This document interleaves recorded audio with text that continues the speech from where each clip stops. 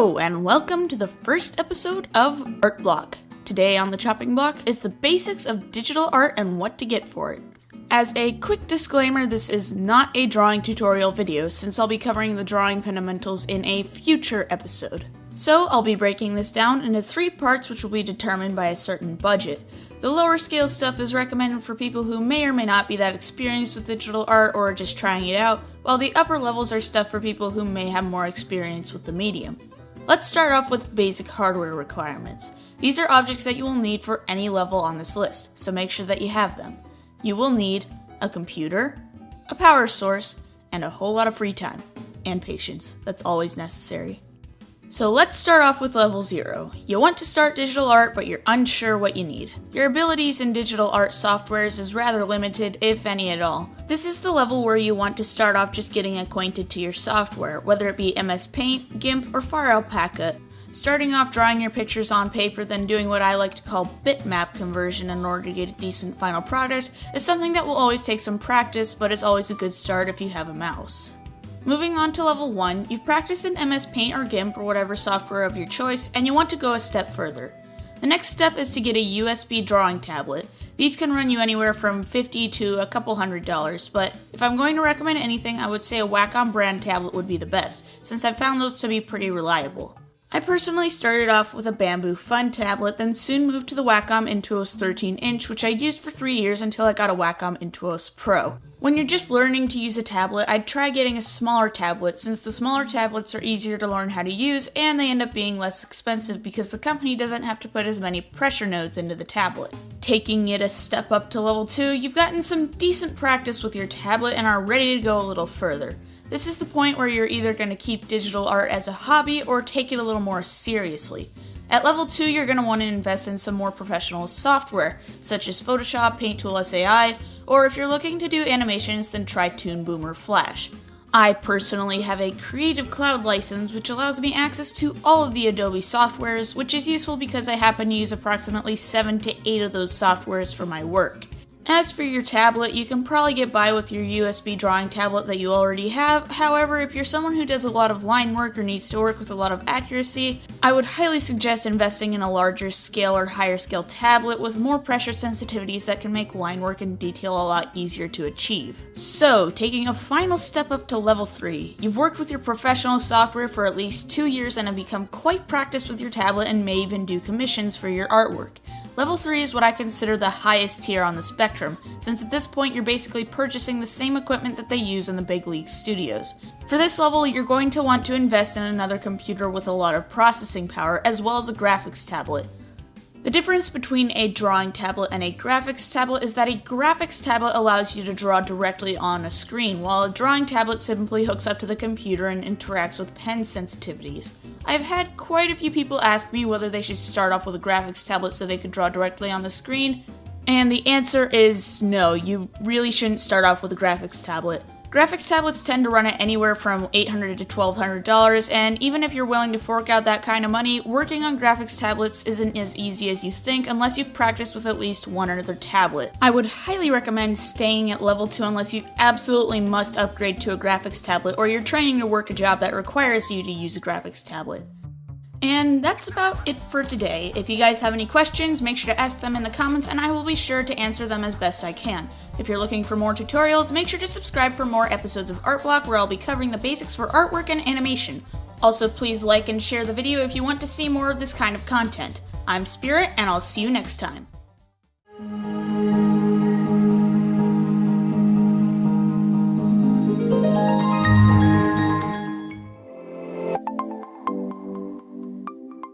Hey, it's been a while. Welcome back to Art Block, the show where we talk about various creative mediums and maybe even learn something new. Today on the chopping block are some tips and tricks of improving your skills when it comes to drawing anatomy. So the first question is, what even is anatomy? Anatomy is basically the general shape as well as the placement of any limbs, organs, bone structure, etc. You'll generally hear anatomy being referred to when people are talking about drawing humans. However, anatomy can be used to refer to anything that might have a specific shape or a structure. So how does one improve their skills with drawing anatomy? Well, you're going to hear me say it time and time again, but the most important thing to know when you're learning how to illustrate is how to practice frequently. I personally try to draw at least once a day, however if you can't draw daily, then at least try to draw on a semi-regular basis. You'll see a substantial improvement over time. If you study and draw from life, you'll tend to notice that you'll start to understand how the anatomy functions in certain poses. Another tip I would recommend is to look into using references. Now when I say references, I don't mean tracing over another person's picture, I mean finding helpful pictures to look at while you draw. Google is absolutely loaded with reference pictures, and some of them even include links to tutorials and draw-alongs. I would also recommend looking into studying the way that bone and muscular structures work for whatever you're drawing. This applies especially when it comes to drawing humans, since males and females have different skeletal structures which in turn change the way their body is shaped. One of the more pivotal skills you're going to need when it comes to drawing anatomy is construction lines. Construction lines are basic shapes and lines that an artist will use to get the general shape of whatever they're drawing, and it also helps them get the roughs of the pose figured out. Generally, if you're doing construction lines digitally, you should be able to do it on a separate layer from your line art. If you're doing it on paper, you're going to want to make the lines as light as possible so you can erase them more easily. Picking a couple of 2H or 4H pencils up from the store are really good for this, since they don't leave as dark of a mark on the paper as your standard HB pencil. As an example of how to utilize construction lines, I chose some real-life examples to use in order to show you where the construction lines would go and how the body is structured by using construction shapes. Speaking from personal experience, I would recommend starting with drawing the head. Using the construction lines, you'll tend to see a bit more depth in the picture than you normally would. If you're like me and you're better at drawing animals over people, I found it fun to draw in the anthropomorphized animal style. Drawing anthropomorphized characters can help you get a general feel of human anatomy, as well as being able to throw in some of your own stylistic flair. If you practice drawing the same thing a few times over, you'll start to notice changes from when you first started out. And that's about it for today's episode. If you liked what you saw and want to see more, please consider subscribing and hitting the bell to receive notifications for weekly episodes of Artblock. Also make sure to follow me on Twitter and DeviantArt, where I post artwork and interact with you guys outside of the show. Thank you all for watching, and I will see you next time.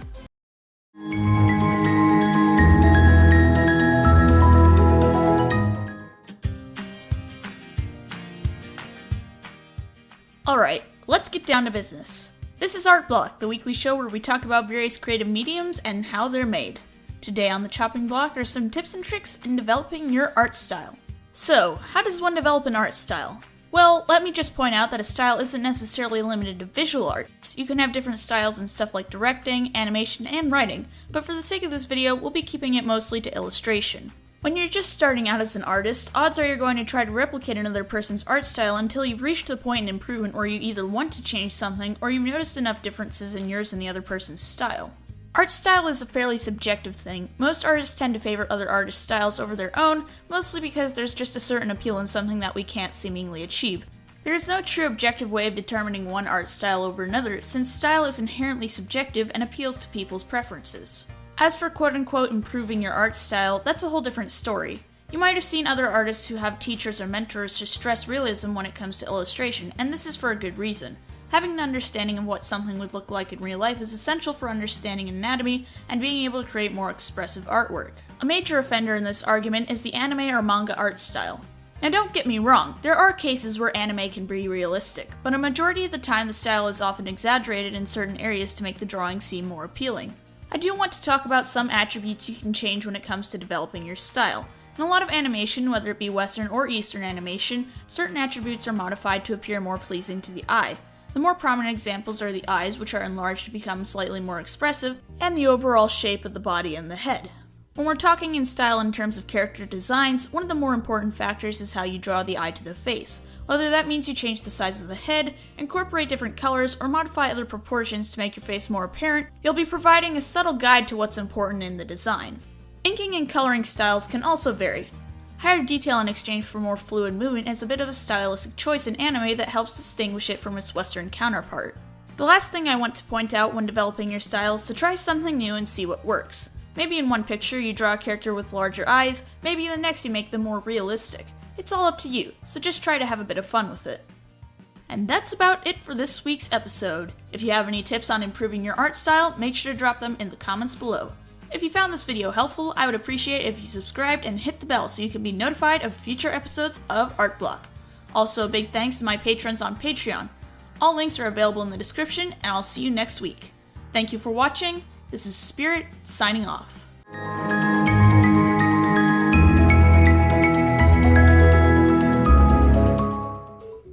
back to Art Block, the weekly show where we talk about various creative mediums and maybe even learn something new. Today on the chopping block are 5 free art programs that you can use to get a foothold in the digital art community. I've gotten asked by quite a few people, what kind of art software do you use? And I'm always surprised that people seem to get so upset whenever I say Photoshop because, to be frank, there's a lot of free art softwares that can also give you just as good of a product. So I decided to do a bit of research and put together a little list of some of the free art softwares and which computers they're compatible with because, to be frank, I can't tell you how many times I've been disappointed when I see a software is labeled PC only. So without further ado, let's jump right into it. Number 5. Microsoft Paint. Whoa, hold your horses, what? Microsoft Paint isn't good. It's the tool every child uses when they have nothing to do. Well, what if I told you that you can actually use MS Paint to create some pretty decent looking art? I didn't believe it either until I found an artist named LP Darksparks who made some really good painterly art in MS Paint. I guess my only major gripe is that you can't export transparent images in MS Paint, but if you're more into making more painterly style pictures, then MS Paint is a really good place to start. Number 4. Quickie Paint. To be frank, I think the only reason why this one is above MS Paint is because it features the ability to have transparent backgrounds and layers.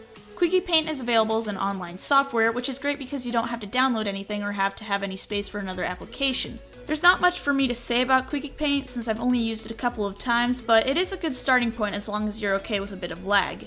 Number 3. Paint.net. Now we're getting somewhere. Paint.net, as well as the rest of the softwares I'll be listing off today, are getting more into the range of photo manipulation instead of purely art.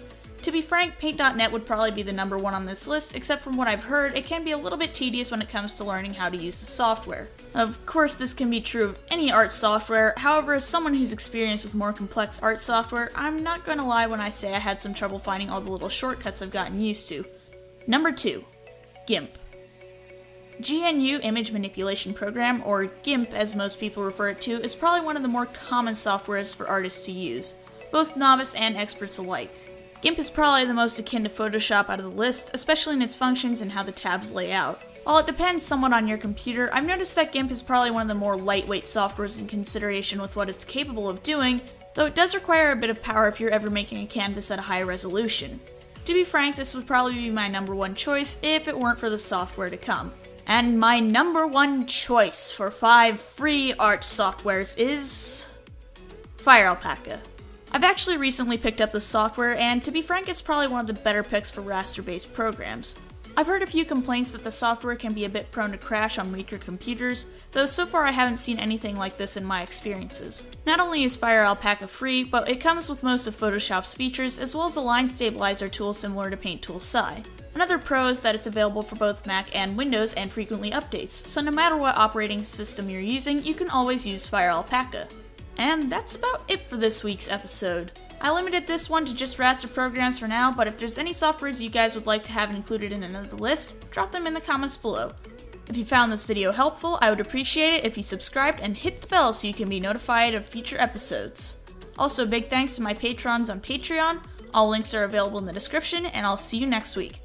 Thank you for watching. This is Spirit signing off.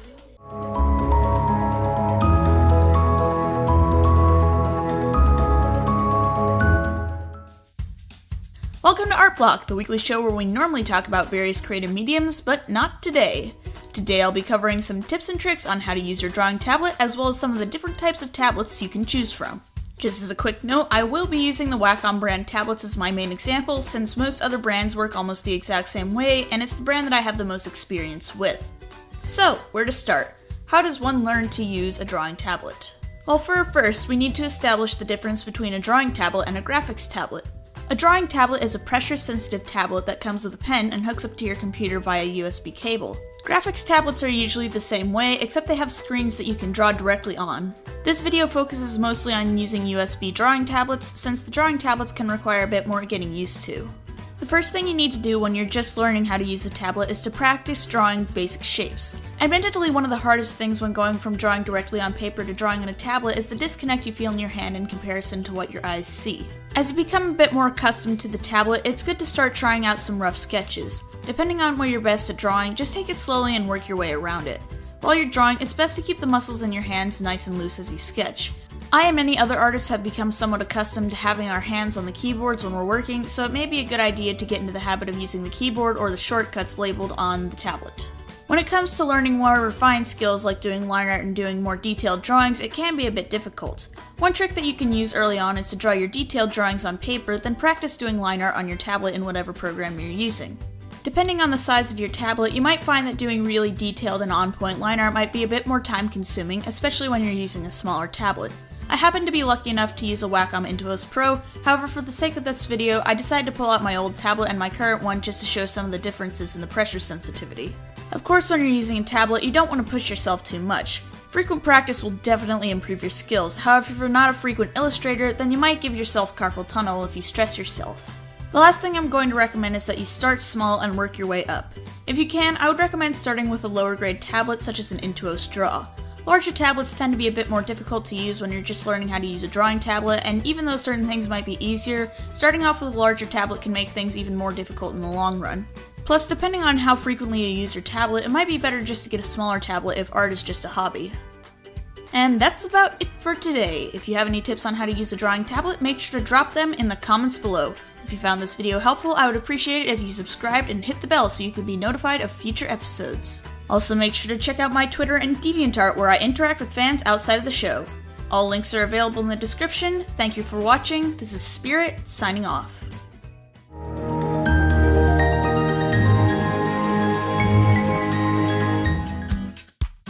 Welcome to Art Block, the weekly show where we talk about art and how it's made. Today on the chopping block is a tutorial on how to design an original character. So, how does one design an original character? Well, let's first determine what an original character is and what it's supposed to be used for. An original character, in the broadest sense of the word, is a character that's not currently pre-existing in any form of media, whether it be books, television, etc. In internet terms, an OC can be broken down into a few different categories. Category A is basically the same as the description above. It's a character that isn't made to exist in any other universe and is generally just designed for the sake of being designed. Category A characters generally don't have any sort of narrative, however artists can provide their own characterization if they so please. Category B, on the other hand, is when an artist or writer will create a character to exist in the world that someone else has created. Often called fan characters, these OCs are more frequent in fandoms based around a source material such as My Little Pony, Sonic the Hedgehog, and Warriors, though please note that this kind of thing isn't just limited to those particular fandoms. Fan characters aren't technically entirely original, however this provides the creator a lot more opportunity to break the norm and create something that stands out from the crowd. Finally, Category C is a character who's designed to fit an original narrative and/or universe and has been created by that particular artist. Admittedly, this is one of the more challenging levels to accomplish because you're working on your own narrative, however it does provide a lot more freedoms when it comes to how you design your character and any stylistic choices when it comes to how you illustrate them. These are three general categories, and each character is a case-by-case scenario, but for today we'll be focusing on character design in general terms so that you can apply the information you'll learn here in your character design process regardless of what it's for. So let's start off with step number 1, figuring out your look. Figuring out the general shape of your character is no easy process. When first coming up for the look of your character, you're going to want a general description of how they'll look before you settle on any one design. During early phases of development, you're going to want to experiment with how your character is shaped, as well as different variations of your original design. At this stage, you're not really going to be worried about color palette, but rather you're working out how the character will look in the future. It should also be noted that your character's design will evolve over time, though whether you willingly change this design is ultimately up to you. For example, Spirit the Blue Deer you see so often on the screen has undergone several redesigns since her first debut back in March of 2016. And is still having small design changes done in order to evolve the character, with the most notable changes being her antlers and her body shape. You'll also tend to notice slight changes to your character's design as your art evolves, however that can be avoided if you decide to make a reference sheet, which we'll talk about later. A rule of thumb when it comes to figuring out the basic look and shape of your character is to use the character's shape to convey the type of character they are. When you look at Nick Wilde from Zootopia, you see a very smart and charming character. The way that he's drawn is meant to convey his intelligent nature while also showing that he has a good heart. Another example is the Great Prince of the Forest from Bambi. The way that he is designed conveys not only an essence of elegance and power, but also being very wise and stoic. Depending on what your character is like and what they are meant to represent will influence their design, and that further pushes the fact that they are unique characters. After you've figured out the general shape of the character, it's time to start working in some details of the design. At this point, you're going to want to accentuate certain details in order to draw some of the viewer's attention to it. Of course, you don't want to make the design overly complicated, as having too many details can make the character's design somewhat cluttered and whoever's looking at the design will be confused on what to focus on. Finding a certain balance between the original, more simplified design and a more complex version is good because you're providing just enough detail to the character to make it distinguishable from other similar looking characters. If you're designing a character that is meant to be animated, it's generally better to stick with the simpler side of things, or else it would be incredibly hard to animate them unless you were working with 3D models or flash puppets. An example of a character's design being too complicated is actually the current design of Spirit you see on screen. When we're talking about the complexity of a character, I generally try to break down the various factors of the design into a list. Using myself as an example, we have differently colored hooves, a white belly, a dark blue saddle, 20 plus white spots, 7 plus blue spots, golden hair, pink nose, 3-pronged antlers, and turquoise eyes. Speaking from personal experience, this design can take a very long time to replicate correctly, with the most egregious details being the spots and the antlers. When optimizing a character for animation, spots, stripes, and gradients are something you'll generally want to avoid. Now let's just say that Spirit loses her spots but keeps the saddle pattern on her back. Next, we're going to want to work on the antlers. Now, considering the antlers are a pivotal part of Spirit's design, we'll be keeping the antlers, however we'll be simplifying the antlers from 3-pronged to 2-pronged. Once you've reached a happy medium, it's time to start thinking about colors. Now, as a general rule of thumb, you're going to want to avoid using too many colors in the design, or else the design will become a bit overcluttered. If you're stuck with colors, think of a theme that you find appealing. The theme doesn't necessarily have to tie into the character's design as a whole, but looking into a theme for your base colors is always a good point of reference. You can also use different shades of the same color to add a bit of variety in the design without causing any conflict with the color palette. Let's say you want to add more than one kind of color to the design.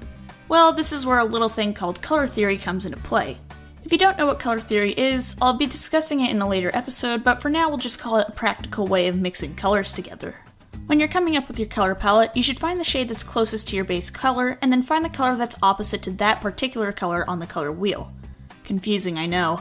These two colors are complementary and look nice together when it comes to designing your color palette. Red and green are probably one of the more common of the combos, however this rule also applies to secondary and tertiary colors. There's also pseudo-complementary colors, a color that is close to your base color's complement but is off by 1 or 2 bumps. Purple and green, orange and purple, and blue and gold are some of the popular options, with the latter being incorporated by yours truly. Another option is to incorporate neutral tones, aka shades of white, gray, and black. These are good options to include because they go with every color and can provide some diversity without making the character overly colorful.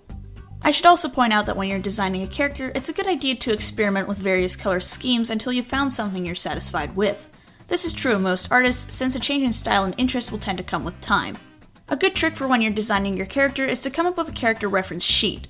This reference sheet is made to provide all the necessary details that an artist will need to draw the character, including drawing them from different angles and showing certain expressions to see how they emote and how certain parts of their anatomy work.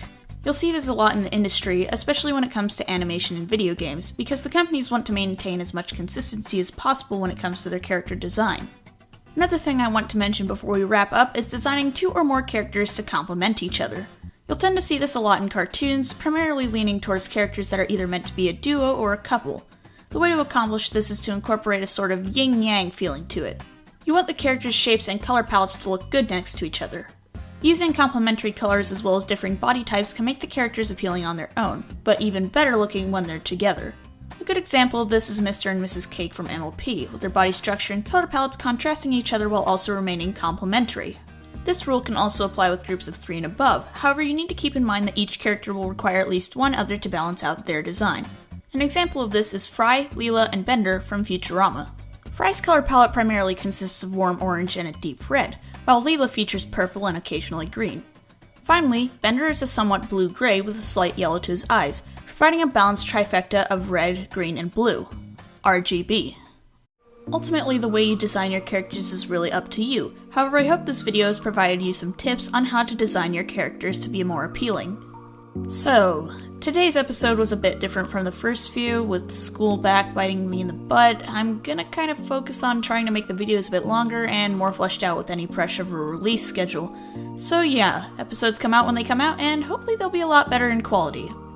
Anyways, that's about it for today's show. If you have any tips on designing characters, drop them in the comments below. I'm interested to hear what you have to say. If you liked what you saw and want to see more, make sure to subscribe and hit the bell to receive notifications for when new episodes of Art Block come out. Today's featured art of the day is an adorable piece from Marie D. Rose, aka Countess Rose. That's all for today's episode. I'm Spirit, and I'll see you next time.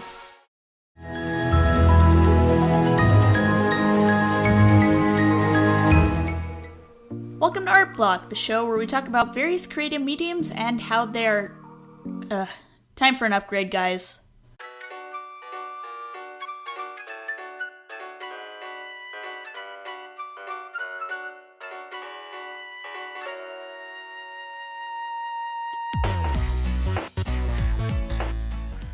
So, we're finally here. After years of waiting, the My Little Pony movie is finally out in theaters. And knowing the kind of content I used to make on this channel, I simply couldn't pass up an opportunity to talk about this movie. Since the movie is still in theaters at the time of me writing this video, I've decided to focus on the movie's animation and technical since this is a topic I've been waiting to cover for months. So, without further ado, let's get right into it. For starters, we need to look at the animation in comparison to the show the movie is based on. My Little Pony: Friendship is Magic is a television show that is primarily animated in Flash, while My Little Pony the movie, on the other hand, is animated in Toon Boom. For those unfamiliar with the term puppet animation, it's basically a type of 2D animation that works by making individual parts of a character and then sticking them together to imitate motion.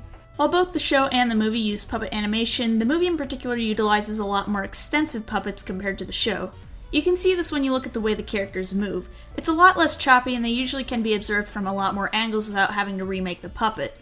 Since the movie is animated in Toon Boom, you'll also know that the characters are a lot more stretchy and seemingly malleable compared to the more stiff animation of the show. This is a result of Toon Boom's ability to somewhat liquefy puppets, making them a lot more malleable to work with and making them easily posable. Since the puppets are also stylized differently from the show, I would guess that they are constructed differently. If I do have one gripe, it would be that the animation quality tends to vary somewhat when it comes to different characters. While animation of the ponies does tend to be very smooth and easy on the eyes, bipedal characters tend to be a bit more stiff than the ponies.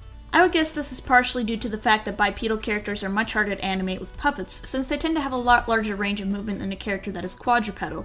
Overall, with the character animation, I'm somewhat on the fence. For one, we have characters that are animated really well, but on the other hand, there's characters who have noticeable tweening. When I see the animation, it reminds me somewhat of Disney's The Lion Guard's animation, meaning that it varies in quality and feels a bit too smooth at times. Since the animation isn't frame by frame for the most part, it does allow for a much cleaner look, but at the same time it can cause some issues that you normally won't see in traditional Disney films. Of course, the entire movie isn't entirely puppets. There's quite a few hand-done effects, such as this shot of Pinky falling here, this shot of bulk biceps, and the dancers shown here. Moments like these are usually few and far between, and it's usually just a lot easier to only make the pieces necessary for this said pose, instead of making an entirely new puppet for something that will only last a second or two. I can't figure out if they draw and ink each frame by hand, or if they vectorize them in Toon Boom. From what I've gathered, the lines are just a little too smooth to have been manually inked.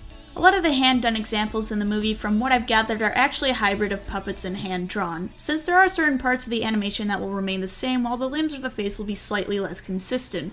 If you've ever seen the animation Lullaby for a Princess by Warp Out, you can see a good mixture of frame-by-frame and puppets if you have a good enough eye. Switching over to lighting and effects, the movie has a major upgrade over the show. Shadows and highlights are more accurate, and shadows in particular have a lot more depth and are properly colored in comparison to the simple black and white shadows seen in the show. The show My Little Pony and its spin-off films all appear to use some form of inner glow and maybe an inner shadow to show light and shadow. However, these are only in intense lighting scenes of importance, or occasionally when a character might have a close-up.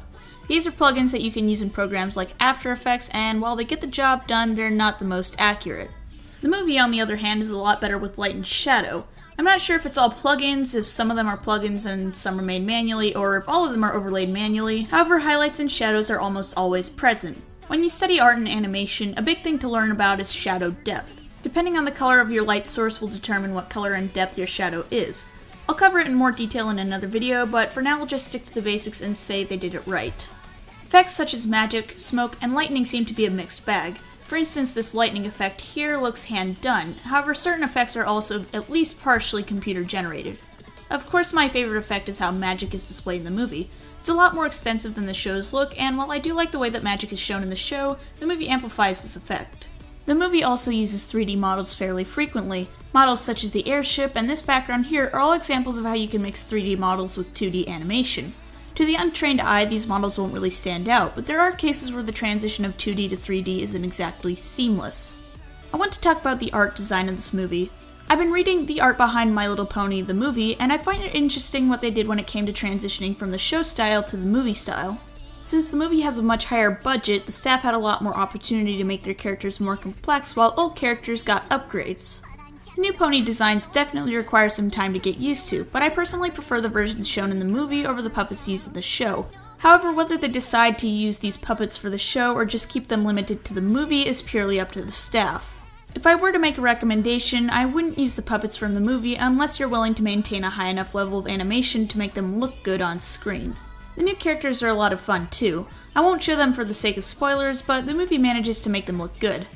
Knowing me, I'm a big fan of the aesthetic of the villains and their armor, though I do feel like it clashes just a bit with the rest of the ponies. Backgrounds in this movie are fantastic. While you can tell a good portion of them are usually 3D, they are all very painterly and blend very well with the characters. Camera movement is very well placed and gives the setting a much grander feeling than the show, and with the 3D environments, the movie has a good sense of depth. I'm no expert on Maya, but judging by the huge list of people compositing for this movie, you could say that mixing 2D and 3D elements was a labor that definitely turned out for the better. So to wrap it all up, was this movie good, and was it a good return to 2D animation in American cinemas? Well, that all depends on your perspective. The animation to most people will look really good, and the movie is really solid in terms of technical aspects. However, you need to consider the current market of today's animation. Sure, the My Little Pony has a big brand behind it and has a lot of love in it that makes it a relatively good film, but at the same time we have to consider the demographic that would be going to watch this film.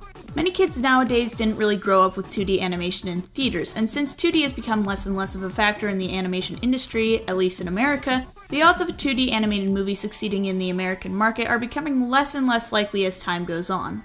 Is the My Little Pony a good return to 2D animation?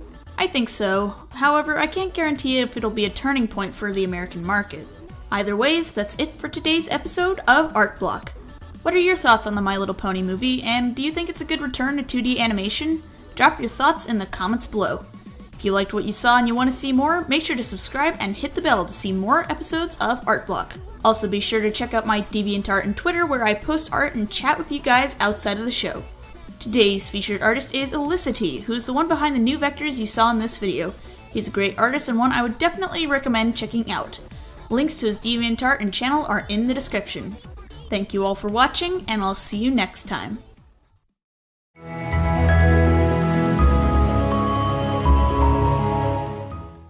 Art Block is a show where we discuss various creative mediums and how they are made.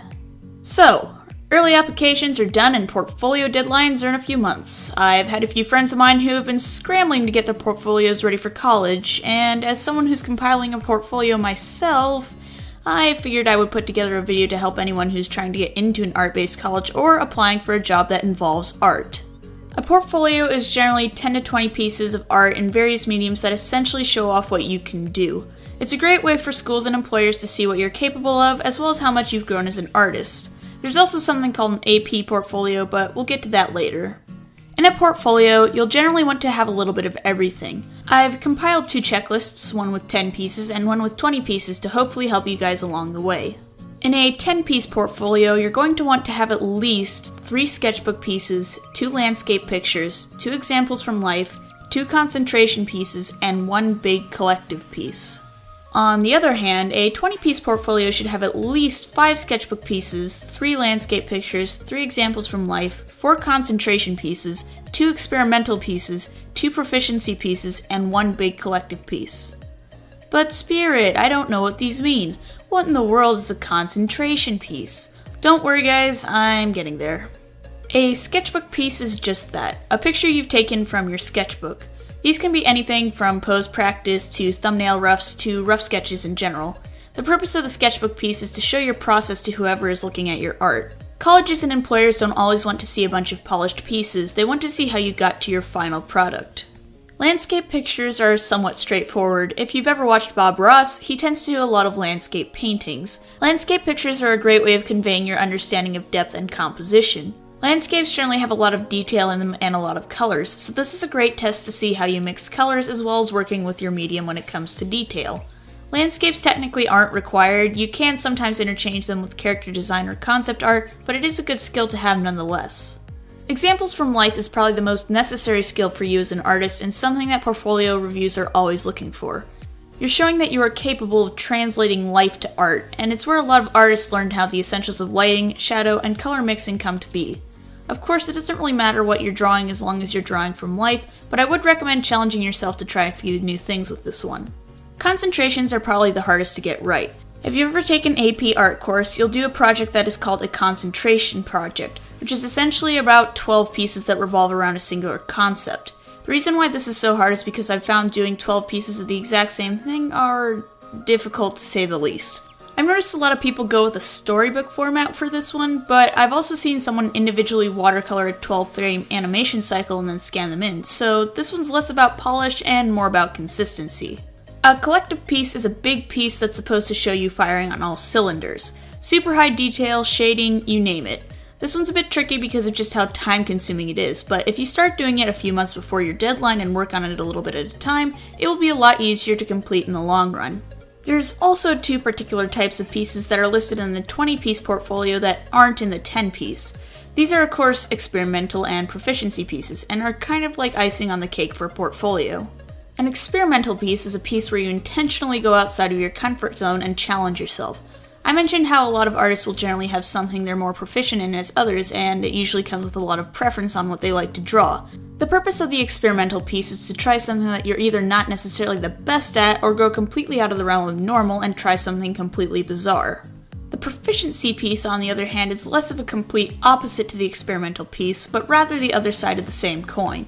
While an experimental piece is made for the sake of breaking you out of your bubble, the proficiency piece is made to show what you can do when you're in your comfort zone. Generally, proficiency pieces are a lot more relaxed than a concentration or a collective piece. It's a lot more personal and gives whoever's looking at your art an idea of who you are as the artist. So now that you know what to include, it's time to start planning for deadlines.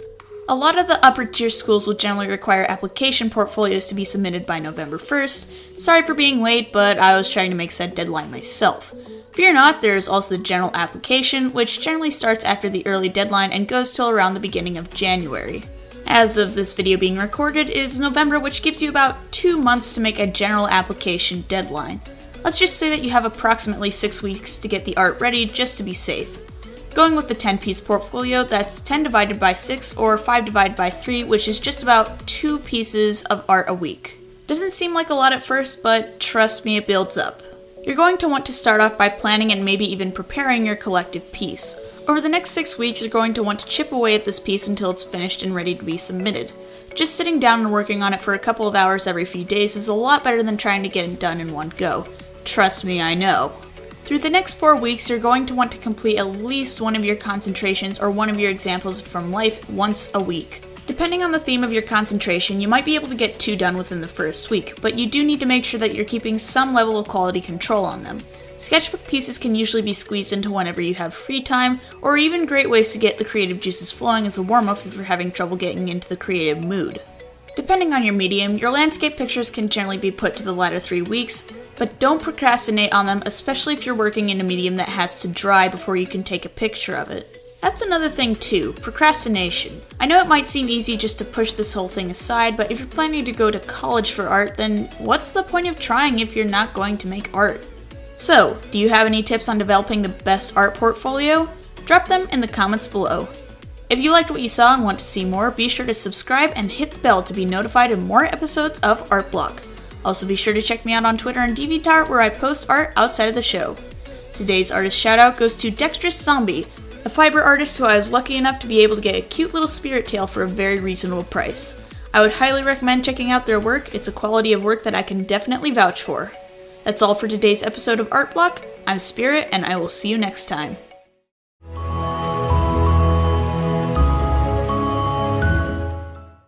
Hello, and welcome to Art Block, the show where we talk about art and how it's made. I'm your host, Spirit, and today on the chopping block is the full beginner's guide to Adobe Photoshop.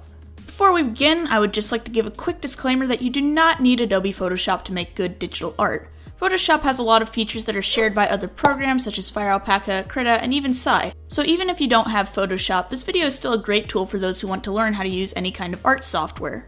Since this is also a longer episode, if you're watching this through a second time or just need to get to a specific part, I've included timestamps which will take you to the various parts you'll need to go.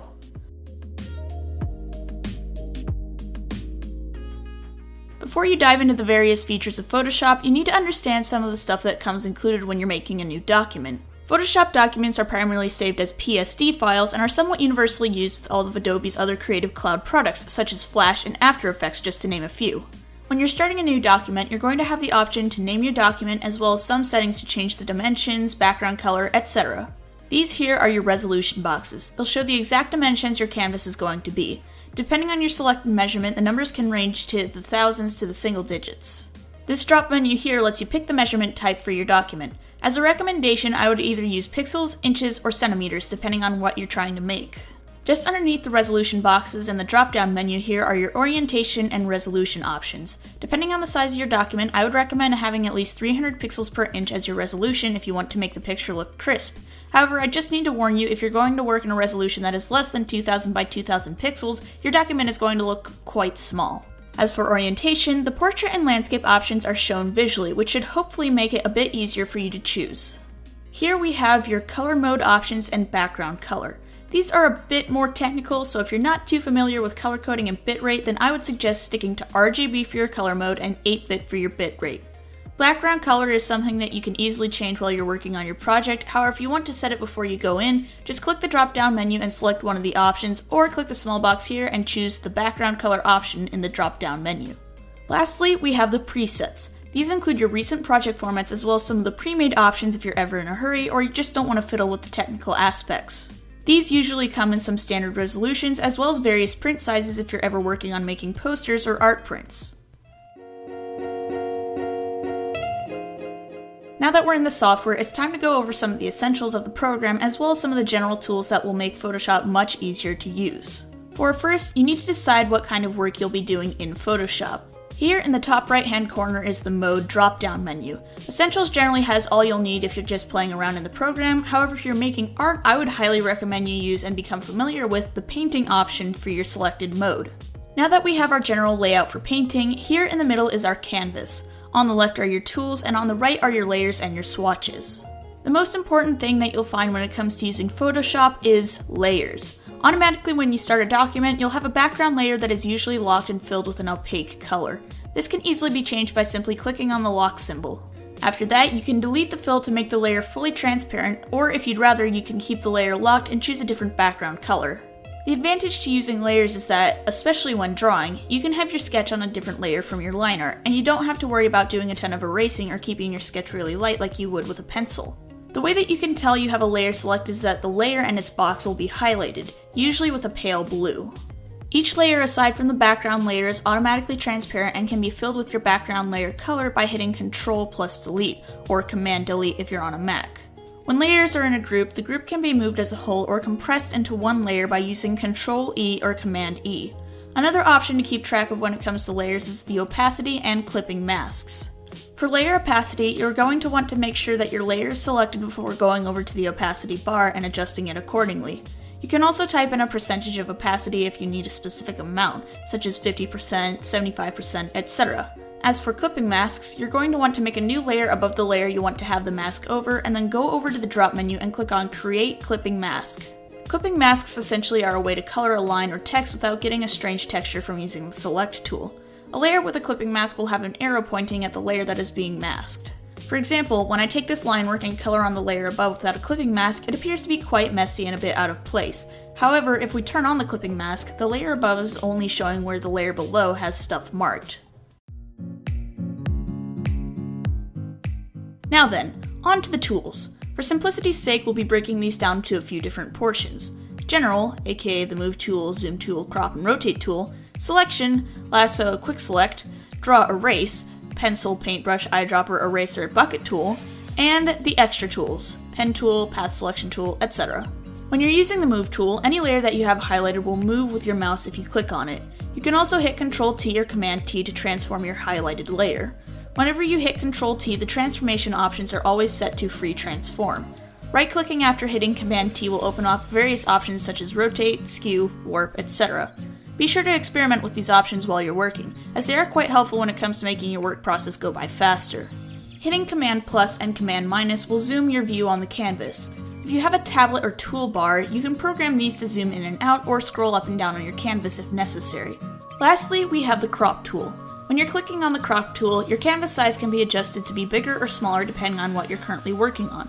If you plan to expand your canvas, just keep in mind that your locked background color will be the one that fills your background color. Moving on to the selection tools, you'll have a few settings to be wary of when it comes to working with them. The first thing to know about is the rectangle and circle selection tool. To choose between the two, right-click on the rectangle tool and a drop menu will show your options. When you need to make a perfect circle or square, press and hold shift and drag the mouse while holding down left click. If you come up to this top bar here, you'll see various options that are shared by the rest of the selection tools. The two most important of these options are the selection layering options and anti-aliasing. The first thing I want to discuss is anti-aliasing. For those who don't know what anti-aliasing is, it's when the program will have a small fade of pixels and opacity to make the edges look smoother. Whenever you have the anti-aliasing box checked, the edges of your selection will overall be smoother and look nicer if you fill them in. If you have anti-aliasing turned off, your edges will end up looking pixelated similar to something made in MS Paint. The second thing is selection layering. Generally, Photoshop's default option will be single selection. If you're using any of the selection tools to create fills, I'd recommend using the Add to Selection option. This will allow you to make multiple selections at the same time without having to worry about constantly having to go back and forth between the layers. Moving on, you also have the Lasso tool. The Lasso tool allows you to make custom shaped selections, and similar to the Rectangle Selection tool, it has two options that can be accessed by right-clicking on the Lasso tool button. The second option for the Lasso tool is the Polygonal Lasso tool. This option allows you to make custom shapes or straight edges if you make a small enough shape. The Lasso tool overall is great for making quick, imprecise selections that are great for moving stuff around or making modifications. The Quick Selection tool and the Magic Wand tool are both made for working on already pre-established layers. The Quick Selection tool has multiple options for adding and erasing, as well as multiple size options. The Magic Wand tool selects any body of pixels within a certain range, and is the tool I and others will use when we're working on selecting fills or trying to work with a very specific document size. Next we have the painting tools. Starting off is obviously the paintbrush tool. If you come up to the top of the screen, you'll see a small symbol with a little number on it. When you click on this box, you'll be given access to the various brush types as well as an option to change the size and hardness of the brush. To use an example, the airbrush hardness is 0%, while the solid brush is 100%. Depending on how much blending you need, your hardness can help make your blending softer or more defined. Next we have brush opacity, which can be adjusted with a small slide bar. Reducing or increasing your brush opacity can help you when you're working on shading, and if you happen to be working with a tablet, you can click on this button here, which will determine your brush opacity based on pen pressure. If you click on this button here, your brush size will also change with the amount of pressure applied to your pen. Just above the paintbrush, we have the eyedropper tool. This tool is relatively straightforward. Just click on an area you want to get your color from, and it'll automatically change the foreground color. Though keep in mind that your color has to be in Photoshop, and it will not take colors outside of your document with the exception of maybe your desktop. The pencil tool works similarly to the paintbrush, except there's no anti-aliasing options. This tool is great if you're making any form of pixel art or you need to fill in a very specific area without having any opacity issues. The eraser tool works just like the paintbrush, except it removes pixels instead of adding them. The eraser also has a drop-down menu that allows you to pick between brush, pencil, and block modes if you need alternatives. You can also click on Erase to History, which will restrict your erasing to any recently made strokes. Lastly, we have the Paint Bucket tool. The Paint Bucket tool allows you to take the foreground color and fill in any nearby body of color with your new color. As a recommendation, please be sure that you're aware of what layer you're filling in on, as I can't tell you how many times I've accidentally used the Paint Bucket tool on my line art area, and it's proven to be somewhat of an annoyance. Now that we've covered the basics, it's time to go into some detail with what you can do with Photoshop, such as filters, custom brushes, and more. While these aren't entirely necessary, there are a few I want to point out that I have found useful while making artwork. Starting off, we have custom brushes. While Photoshop's brushes are pretty good as they are, picking up some custom brushes can help provide you with a lot more options when it comes to how you blend your colors and how you make your pictures really pop. In the description, I've linked to the custom brush set that I personally use and I would personally recommend to anyone who's wanting to make more painterly style artwork. Onto the filters and the drop-down menus, there's just a few that I would recommend trying to use if you're trying to make your process go a lot faster. If you go over to Layer, Layer Style, and then Satin, you'll be given the option to create a somewhat inner shadow or inner light that will add some dimension to your picture. In that same drop menu, you'll also see options such as drop shadows, inner and outer glows, and various overlays. These are tools that can help make your job faster and easier, so I'd recommend experimenting with them a bit. Filters are something you'll definitely have to experiment with. However, one I would recommend using the most is Gaussian blur. This blur option allows you to pick how many pixels the layer will blur, and it's great if you need to blur to a very specific extent. If you're going into photo manipulation, I would also recommend checking out the wind and distortion options. Since we've covered the basics and some of the extras, it's time to put what we've learned to use. Since I've been dying to try out a new style, I figured what better way to finish this off than with a new picture of Spirit using Photoshop. So I started off with a rough sketch to help establish the pose of the character. Since the picture was mostly going to be used for the title card, I made my canvas 2000 by 2000 pixels, so I had just a little bit of wiggle room when it eventually came to implementing the picture into the final product. Generally, when I'm sketching in Photoshop, I like to reduce my brush opacity to about 75% to give it a little bit rougher, more of a tangible feel to the drawing. Whenever I'm working with a white background, I like to work with either black lines or blue lines.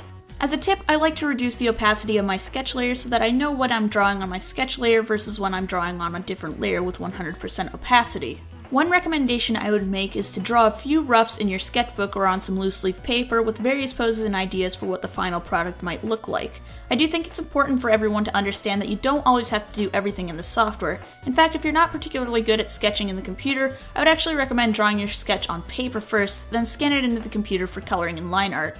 After I've completed the rough sketch, it's time to work on the line art. I quickly saved my file as a PSD file, then reopened it in Fire Alpaca to do the line art. While I do think that Photoshop is great for making art, I need to stress that it's not easy to make line art without a lot of practice or plugins. While Photoshop does have plugins that would allow you to make smooth line art, I've found that Fire Alpaca is not only much easier to use when it comes to the stabilizer, it's also free and has much crisper lines than Photoshop's hard brush. You can also achieve a similar effect with Paint Tool Sai, however Sai and the Photoshop plugin are both restricted to PC only, so if you're using a Mac like me, I would recommend using Fire Alpaca. After finishing the line art, it's time to reopen the file in Photoshop and begin coloring and shading. Using the Magic Wand tool, I selected the areas that I wanted to have filled and created a new layer underneath my line art.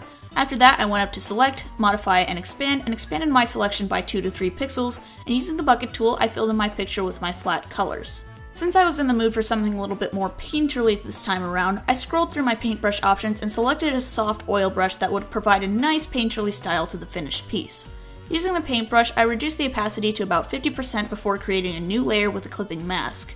With a new color for my brush option, I began to detail in my shading, occasionally selecting a midtone just to make the color more defined, and as I finished up, I created a new layer above the liner and created a clipping mask. With the same brush I was using to blend, I increased my opacity and used the eyedropper tool to make the line art blend with the rest of the piece. Lastly, I exported the file as a PNG file and began working on the title card for this video. Using Photoshop's text tool, I fiddled around with some of my options, even adding a little bit of chrome effect to the picture before going back into the illustration and adding some plugins to help it stand out. There you have it, ladies and gentlemen. That is my full beginner's guide to Photoshop and a bit of a run through of how I make my artwork. If you have any other tips on getting started with Photoshop, make sure to drop them in the comments below. If you liked what you saw, be sure to subscribe and share this video around. It helps support my channel and it may help someone else who's interested in starting art. Also be sure to check me out on Patreon where you can get access to resources such as tutorials, PSD files, and more. Today's featured artist is Ginkadia on DeviantArt. I hope I pronounced that name right. Definitely an artist who deserves more watchers than she already has. I'd recommend checking her out. Thank you so much for watching, I'm Spirit, and I'll see you next time.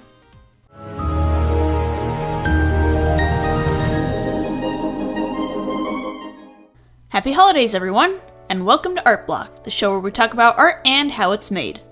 I'm Spirit, your host, and today we'll be talking about the pros and cons of being a young artist. While you don't have to be any particular age to be an artist, I have noticed a lot of younger artists popping up with some absolutely amazing art. For those of you who are wondering, I'm counting this general range to be anywhere from about the age of 10 to 20, since that's around the time where a lot of younger artists start getting access to more extensive supplies when it comes to learning their craft. As someone who's still technically a young artist herself, there's a lot of pros and cons that I've discovered that comes with being a younger age. So sit back and relax, and let's get started. Pro number 1. Starting earlier. One of the biggest advantages of being a young artist is that you can start learning and improving upon your craft much earlier than, say, if you were in your 20s. This can actually be really helpful, especially if you're planning on going into an artistic field such as animation or illustration, because you'll already have a few years of experience that you can use on your application. Learning art while you're younger is also great because your mind is a lot more malleable and you'll be able to pick up techniques a lot faster than when you're older. When you're younger, you also have a chance to attend art class at school, or you might be lucky enough to at least find a mentor. This is great because you'll have access to some of the necessary supplies that can help you get off your feet in terms of your artistic skills. Heck, if you practice enough, you might even be able to reach the point where you can start making some money off of your art. Speaking of, let's move on to our next pro, commissions. Once you've reached the point where you think your art is good enough to start selling, you can start taking commissions. Making money off of commissions is not only a great way to save up, but can also be used as a form of experience if you're applying for college or you're setting up a resume. Now, you do have to be a bit careful when it comes to selling your art. I myself have been scammed quite a few times when it comes to being paid for my art, and you do need to be really careful as well when it comes to online interactions. I would personally recommend keeping your online presence on the down low until you're at least at the age of 16 or maybe 17, or at least whenever you have a better grasp of online safety and etiquette. Of course, that shouldn't stop you from taking commissions in real life, though it is a lot harder to get your work seen unless you have some form of online gallery or social media. This actually brings us to one of the cons of being a young artist, which is online presence. While this only applies to artists who post their artwork online, I need to stress that you need to be careful when it comes to posting your artwork to online galleries such as DeviantArt or Tumblr. This is for a few reasons really. For one, your art can be a lot more easily stolen if you don't know the proper protection procedures. Quite a few art hosting websites also require you to be of a certain age to be able to join.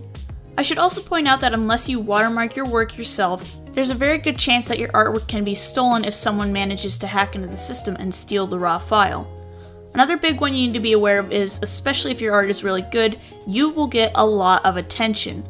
Applying your skills to a niche such as a particular fandom or topic can get a lot of eyes on your work, such as drawing My Little Pony fan art, Disney fan art, or drawing characters from the furry fandom. I know one of the big things a lot of younger people want is to be famous and have all the attention in the world, but this actually can backfire on you and make things even harder. Which brings us to another con, which is limited time. Anyone who has suffered through the standardized school system here in America probably knows just how much homework we get outside of the usual 30-hour work week. Build that up with extracurricular activities, keeping yourself healthy, and maintaining a social life, and 24 hours a day doesn't really seem like a lot of time. Of course, if your art is your extracurricular activity, then you might be able to have a couple hours a day to work on art, but if you have commissions and a bunch of other deadlines, it really starts to pile up. Especially when you have a large following to keep up with, it's hard to maintain a decent upload schedule while also keeping up with the other priorities. My recommendation on this part is to balance your time wisely and make sure that you are most importantly keeping up with your health. Oh, and speaking of health, pro number 3, art is really good for your health. Would you be surprised to hear that drawing an artwork is actually really good for your mental health? Making art or any form of creativity is usually a great way to not only relieve yourself of stress, but it also helps your brain wash out some of the toxins that have built up over the day. As someone who has a pretty high stress schedule, art has become somewhat of a must for me. If you're someone who has a high level of stress, I definitely recommend giving art a try. Granted, if you're newer at art, it can be a bit frustrating at first, but coming from someone who's been trying to make it into the god tier art schools, doing personal art is probably the closest thing to a day at the spa as I'm ever going to get. Not only that, but you'd be surprised how many calories you burn just by standing at an easel for a few hours. Of course, this can't be as easily applied with digital art, but if you're feeling like it, you could always just buy a standing desk. This does lead to another con, which is art is expensive. Art is a fairly expensive hobby. Granted, it's not the most expensive hobby, but traditional art in terms of materials is still pretty expensive, especially if you're working with something like Copic markers. This can be especially tricky to get around if you're younger and don't have a steady income that would allow you to keep buying supplies or paying for your program. To use an example, my Adobe Creative license is about $30 a month, and that's with a student discount. So 30 times 12 months a year, and you total to about $360 a year just for the art program. Luckily, if you're just making art and not doing videos and other projects like I am, you can probably do just as well with Psy or Krita. Another expense you'll need to keep in mind is your hardware, such as a tablet and computer. Luckily, your parents might be generous enough to buy you a tablet and everything if you ask for it for your birthday or Christmas. However, as I've said before, you do not need a tablet to create good art. Our next pro is making friends.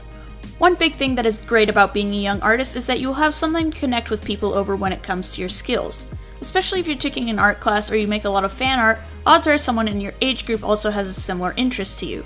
In terms of an online presence, you'll also have a chance to meet some other people that not only share similar interests, but also may be able to share some of their experience with you. Honestly, if I hadn't joined the Secret Rift, I don't think I would have gotten anywhere near where I am today.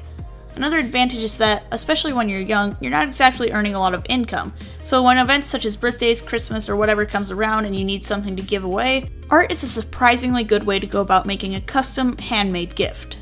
And lastly, my final pro to being a young artist is... you have an identity. I'm not kidding when I say this. Starting art when I was young has literally molded me into who I am today. Thanks to me learning how to draw and putting myself out there, I'm not only more confident in myself, but I also have an identity that I'm really proud of. Looking back at the past few years, despite having a lot of highs and lows, I can't say that I really regret becoming an artist or learning to draw. Especially when you're in the wild ride that is adolescence, having something consistent to anchor onto can be really helpful. In the least, you can sit there in your corner and be content while everyone else is still trying to figure stuff out. So to wrap up, while there are a lot of problems that come with being a young artist, I believe that the positives far outweigh the negatives. But I would like to hear from you, the lovely viewers. If you're a young artist, what are some of the struggles that you've come to deal with in your time as a creator?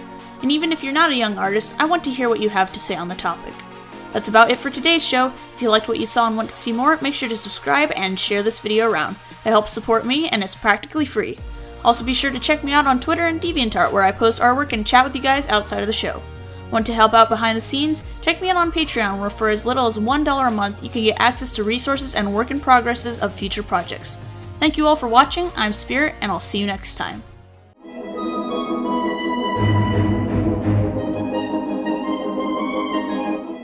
Hello and welcome to Art Block, the show where we talk about art and how it's made.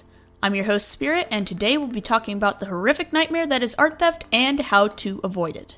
So it's about time I got to talking about art theft. Art theft is when a person or an entity will take art and either simply claim it as their own or even try to make money off of it. The reason why art theft is such a big deal is that, especially in an online era, there's a lot of opportunities that can lead to art being very easily stolen, especially if it's digital art. Before I discuss some of my tricks to preventing art theft, I do need to mention that there are a couple of types of art theft, as well as a little something called fair use. The two types of art theft I'll be discussing are non-profit and profit-based, which both have their own drawbacks. Non-profit art theft is usually when someone will simply re-upload someone else's art or use their art for a profile pic. This is usually just a grab for attention, or it can sometimes be a person who is new to art who found a piece of art on Google. Profit-based art theft, on the other hand, is when a person or company will attempt to monetize stolen art, usually by putting the art on a product such as a t-shirt or just outright selling prints of it. This is a lot less frequent from what I've observed, but it can be a lot more costly to the artist, especially if the piece of art was a commission. Alternatively, fair use is a case where a creator will use someone else's work in a transformative way. For example, most online film reviews will use clips from the source material to help convey their points more easily. Since this show is primarily about art, I like to use other people's works in order to help boost my points or to provide good examples for others. Admittedly, there's a lot more to fair use, but that rabbit hole is so deep that I'll probably have to cover it in another video. Now that we've got a little bit of an idea of the two categories of art theft, let's talk about some of the ways to prevent and deal with art theft. The first and most obvious way to prevent your art from being stolen online is not to post it. Since you're not providing anyone else easy access to your artwork, then no one will be able to steal it. Of course, if you post your artwork for feedback or because you have an audience, then this option might be out of the question for you.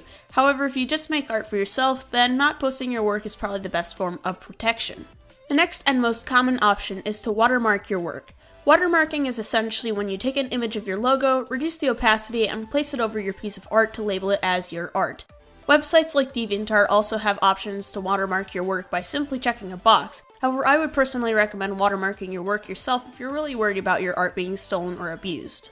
Another less intrusive way to prevent art theft is to include a signature as well as a username at the bottom corner of your piece. This is a great way to show that your artwork is your art without having a watermark plastered over top of the piece. However, do keep in mind that the signature can be easily cropped or edited out if you aren't careful. My recommendation is to find a way to make the image unavailable to download if possible, or to combine the signature with the watermark if you're willing to. My next option for protecting your work is scaling your image file down before uploading it. This way, if your artwork does get stolen, you can provide proof of the original file being much larger, and anyone who steals it is going to have a much smaller file by comparison. Now that we've discussed some ways to prevent art theft, let's talk about how to handle a situation when your art is stolen. In the event of a non-profit scenario, such as someone using your artwork for a profile picture, I would suggest contacting them privately before taking any of the following precautions and just trying to work it out. While this is a case-by-case scenario, there are a lot of times where accidental theft or someone just doesn't know the proper art etiquette, which can lead to a lot of drama if you're not careful. All in all, just be respectful and try to be civil before doing any of the following. Some online hosting websites will offer a flag for copyright or DMCA takedown option in the event of art theft. Since art is the intellectual property of the creator, the artist has every right to file a takedown if the thief hasn't already complied with the artist's requests. In the event that you decide to file a DMCA takedown, be sure to include links to the original file as well as any other information such as the date of the original upload, any links to a potentially larger file, and any data that could support your claim. When you send in your review, whatever platform is hosting the image will usually have a period of 14 to 30 business days depending on the platform to either go through with the takedown or they can decide not to accept the request. In the event of the request being denied or you're dealing with a profit-based theft, there are a couple options that you can turn to depending on the level of the scenario. If you know that the art is your work and you can confirm it, I would suggest contacting a help desk or a higher up on the hosting platform in order to see if you can get the stolen artwork taken down. The last and most extreme step would be to start seeking legal help. This is mostly in cases where a company or more corporate entity is selling your artwork and your business is suffering due to the situation. Keep in mind that proper legal action is an absolute last resort, and you should always balance the outcomes before seeking a lawyer for your artwork. Before we wrap up the video, I wanted to get some of the opinions of my followers on the topic and respond to them just as a way to get your guys' input. The first one is from Ratamieka. Sorry if I'm absolutely butchering that name. They say, complex watermarking or other watermarking will make life miserable for any thief no matter the skill of removing the mark. I can actually see where you're coming from this, as adding a more complex watermark would make it a lot more difficult for a thief to mask it. But at the same time, the question I would like to propose is, when does a watermark become too complex? Personally, I think a watermark should just be a relatively simple logo with the name of the artist under it, since any thief with enough time and patience could probably mask even a really complex watermark with 30 minutes in Photoshop. Robbed Haunt mentions, I noticed some put their username in the bottom corner, or it's subtly incorporated into their work. Whenever you confront a thief, you can use it as your proof.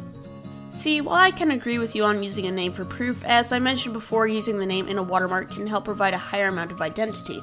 I do need to point out to the less experienced artists not to make your signature too invasive. I would suggest keeping it either to the bottom left or bottom right corner if possible.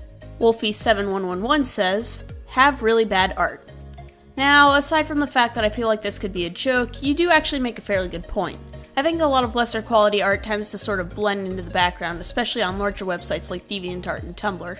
I think one thing that everyone needs to keep in mind is that a lot of artists that get stolen from are usually famous or at professional level, so the impact of art theft on them is usually a lot more substantial considering that their artwork is their job. Bubble Pegasus mentions, when your art is amazing, putting watermarks that are kinda transparent helps. However, if they are going to take it, they will find a way, sadly.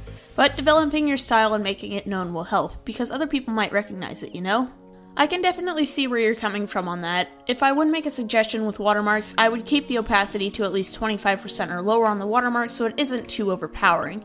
As for making your style well known, since most of the cases of art theft, at least that I've seen, come from larger or at least more experienced artists, they're usually lucky enough to have developed a following that is able to spot any cases of theft. There are the unfortunate cases where a theft might go unnoticed, but if it's just some rinky-dink kid reposting a big fish's art and they have like 5 followers, then I don't think an unnoticed theft is really doing much harm. And that's about it for today's episode. If you have any tips or experiences regarding to art theft, drop them in the comments below. I'd love to hear what you guys have to say. If you liked what you saw and you want to see more, make sure to subscribe and share this video around. It supports me and is practically free. Also be sure to check me out on Twitter and DeviantArt where I post artwork and interact with you guys outside of the show. Want to help me out behind the scenes? Check me out on Patreon where for as little as $1 a month you can get access to perks and other resources to help you grow your skills. Thank you all for watching, I'm Spirit and I will see you next time.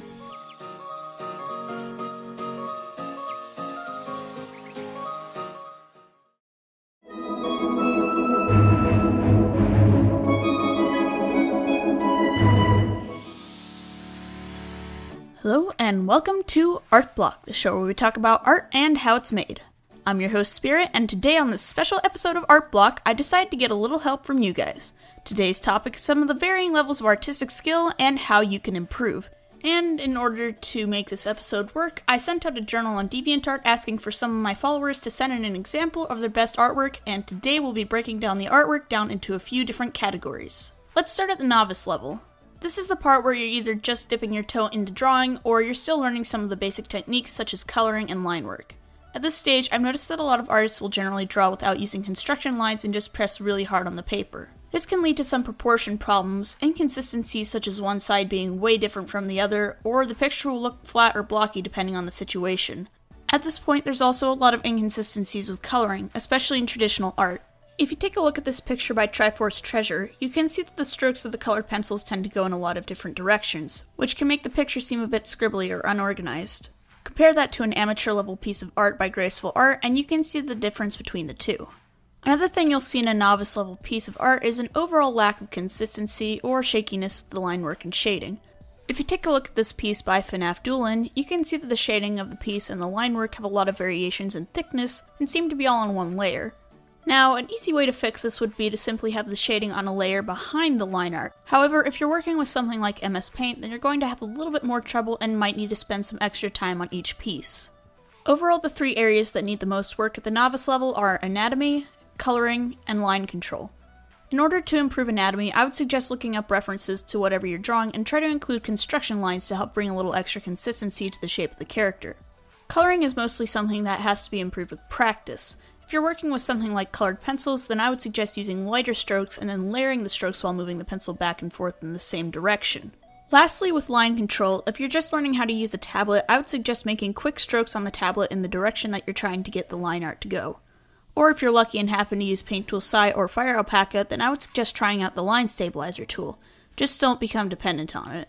The novice level is actually a beautiful stage to be at with your art because while you might spend a lot of time on one piece, you're getting better and better with each piece you make, and before you know it, you'll be at the next level.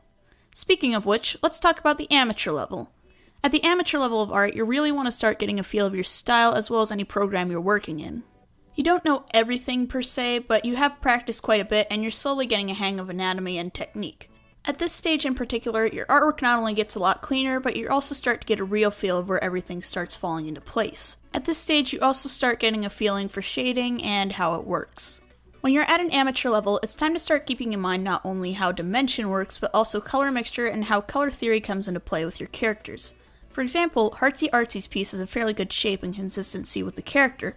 However, the character stands out a lot from the background.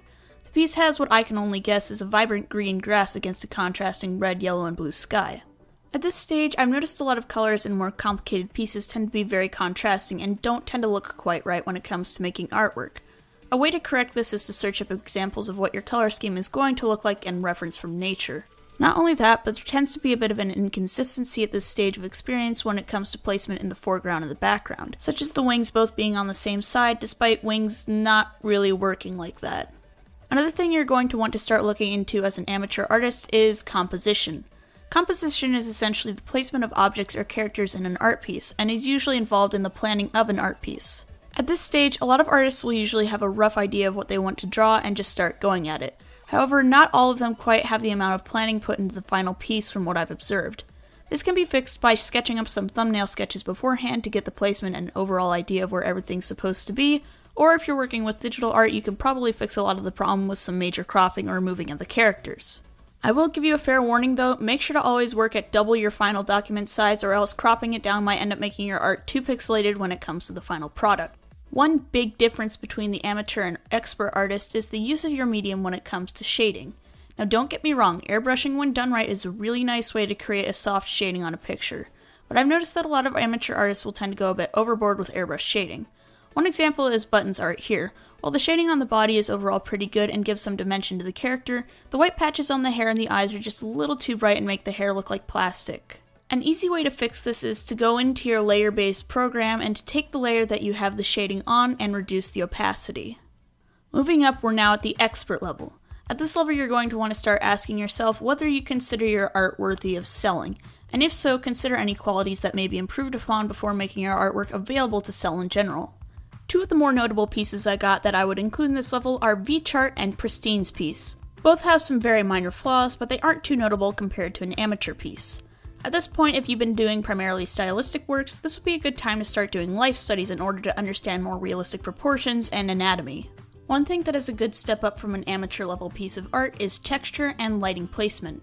At this point, you should already have a general good feel of how cast and form shadows work, and at this point you'll usually have a good idea of how to blend and use more painterly strokes.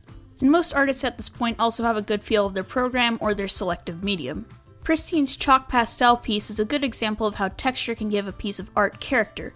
Even if you're not going all out with your detail, Crunchy the Cat's piece is also a good mix of detail and simplicity. On the opposite side of that spectrum, we have EAGC7's art of Luna from the Loud House and Yoshi. The reason why this is above an amateur piece of art is because while the style is quite toony and doesn't really have any form of texture or shading, there's obvious intent behind each of the shapes and various angles. In this case, the artist has managed to not only copy a show's style pretty accurately while also translating another character to said style. An expert artist isn't necessarily the best at everything. Even a master level artist has room for improvement. The thing that usually differs an expert artist from a master artist is usually small things like inconsistencies with anatomy, minor fundamental things such as a small problem with shading or maybe a stray stroke, and the occasional composition problem.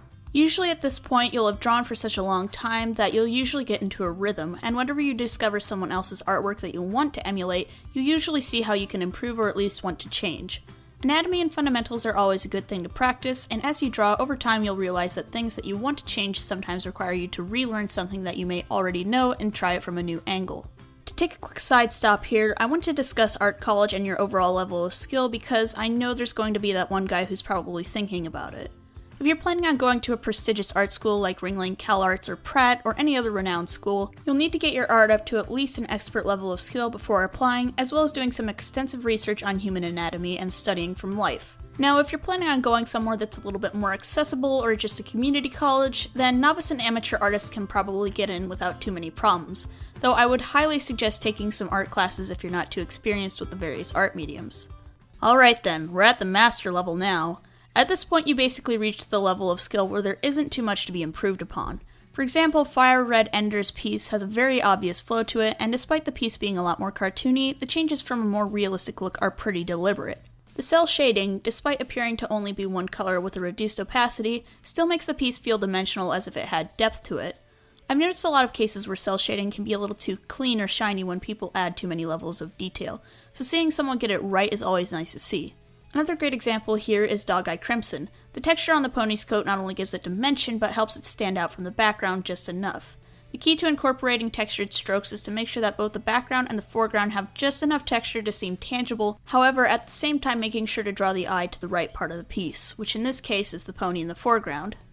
At the master level, you'll generally see very few mistakes in terms of anatomy or construction. The one exception to this rule is Sakura Fly's piece. As you can see, there's a little bit of an issue with anatomy and symmetry, but the way that the line work and coloring are executed are of someone who definitely knows what they are doing. What makes a master level artist is someone who either has practiced or studied enough to have a strong sense of what they are drawing and how their technique is incorporated into the feeling of the picture. Similarly to an expert artist, the only way that I could suggest you improve upon your artwork is to see what other people of a similar skill level are doing and see where you want to change your art. In cases where there are minor errors, more often anatomy or composition techniques, practicing doing rough sketches over construction lines is a great way to not only get a better feel for the anatomy, but also provides a way to get a more polished version of a thumbnail sketch. Oh boy, that episode took a lot longer than expected. Big thank you to everyone who was kind enough to send in your artwork. This episode wouldn't have been able to exist without your help. If anyone is interested in checking out these noble artists, I've left a link to a journal in the description where you can see all the artists, and if you have time, be sure to check out their art and give them a watch. If you liked what you saw and you want to see more, be sure to subscribe and share this video around. It supports me and is practically free. Also be sure to check me out on Twitter and DeviantArt where I post art and hang out with you guys outside of the show. Want to help out behind the scenes? Check me out on Patreon where you guys can get access to resources and other cool stuff for as little as $1 a month.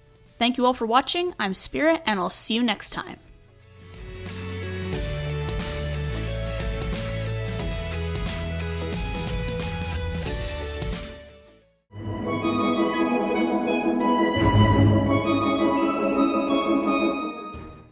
Hello and welcome to Art Block, the show where we talk about art and how it's made.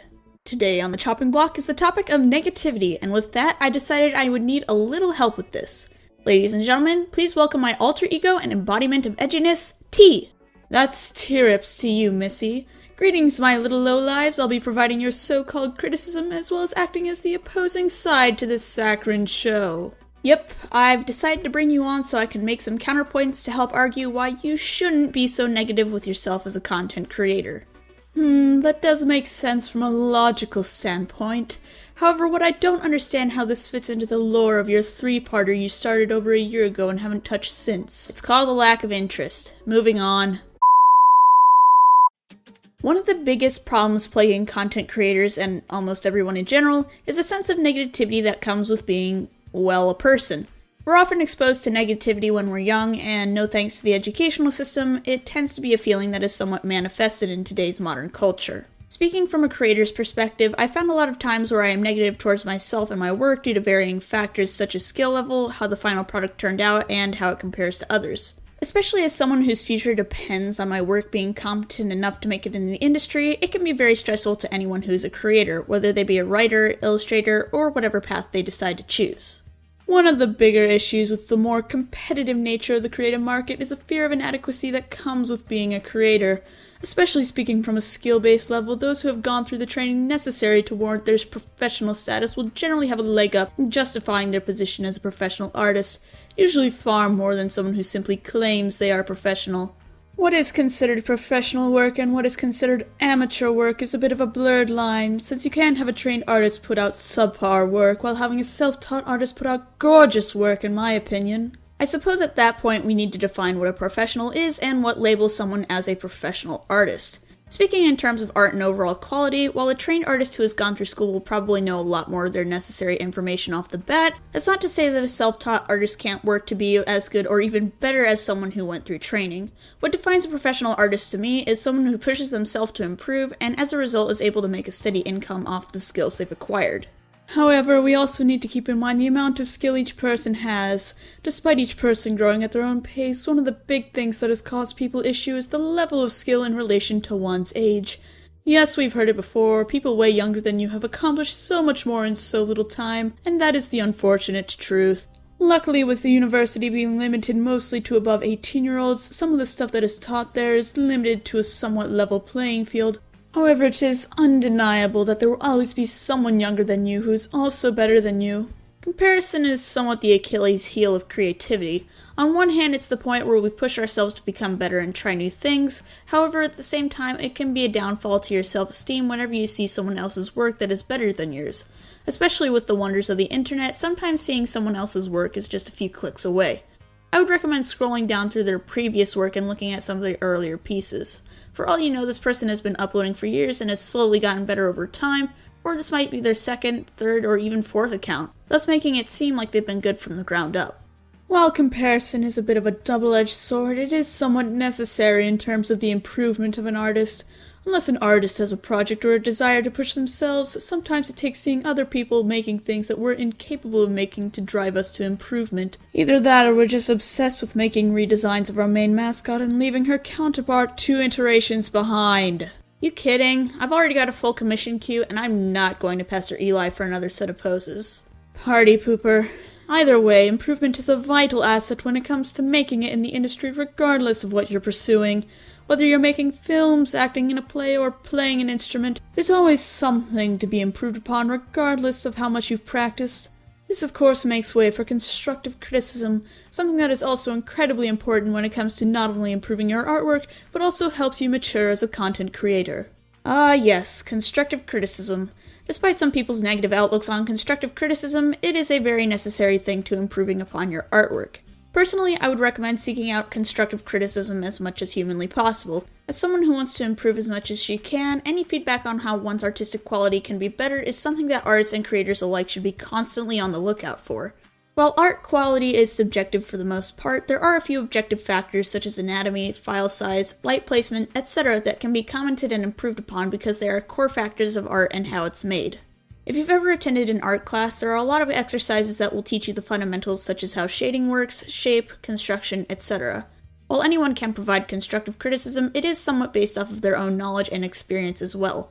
For example, I found that a lot of digital artists will end up making their artwork very small in size, thus making it difficult to use in works that require a higher definition such as prints or videos. When it comes to taking criticism, you'll need to keep in mind that not every form of criticism is necessarily meant to be bad. While there will be many people trying to tear you down, there are a lot of cases where they're trying to provide you genuine feedback on how to improve. In the online environment, you do need to take everything with a little bit of a grain of salt. After all, there is such a thing as internet trolls. Admittedly, whenever you get a form of negative criticism, it can be a little bit of a hit to your self-esteem, which in turn will cause you to be more negative towards yourself and your artwork. Unfortunately, negative reactions to one's content, or a lack thereof, can be devastating to a creator's self-esteem, especially if they are young or aren't as practiced as they want to be. Especially if someone's very self-conscious about their work, even a single comment can make them feel unmotivated, or they may even stop creating altogether. What's important to keep in mind is that your art has the value that you assign to it. What do you mean by that? Let me explain. If you're feeling pretty good about your artwork and you feel good about your improvement, then your artwork will ultimately be better as a result. However, if you're feeling pretty poorly about your work, then the quality may dip or you might not even finish it altogether. The important thing to remember is that, even if you're doubting yourself during your creative process, to persevere and finish what you are making regardless of what you think the others will say about your work. I usually like to look back upon my older work and see how far I've improved if I ever have any doubt. However, you do have to keep in mind that a certain level of self-criticism is necessary. Too much self-indulgence in your work can cause someone to be blind to the flaws in their own work. While too much self-criticism can cause you and your work to suffer, being too confident in your work can also be just as bad if you're not careful. Not everyone can paint the Mona Lisa no matter how much they think they can. Especially if you're not willing to accept the bad with the good, then you may be stuck in terms of improvement. You do make a pretty good point there, T. Like our alter egos, it is necessary to have a little bit of skepticism when it comes to making art and understanding what may be wrong with a particular piece. While you shouldn't beat yourself over the head with what might be wrong with what you've made, it should be a drive to improve yourself. Positivity and negativity aren't enemies. They don't clash together, but are instead two halves in a yin-yang relationship. So is it back to Tartarus for me or what? Nah, you can stick around. I could probably use a little extra edge in this pastel playground, or whatever you call it. Sweet, I'll go get my stuff, you do the outro. Alrighty then. That's it for this episode of Art Block. What are your thoughts on negativity when it comes to art? Drop them in the comments below. If you liked what you saw and you want to see more, make sure to subscribe and share this video around. It supports me and is practically free. Also be sure to check me out on DeviantArt and Twitter where I post art and interact with you guys outside of the show. Want to help support me behind the scenes? Check me out on Patreon where you can get access to exclusive rewards and resources. Thank you all for watching, I'm Spirit, and I'll see you next time.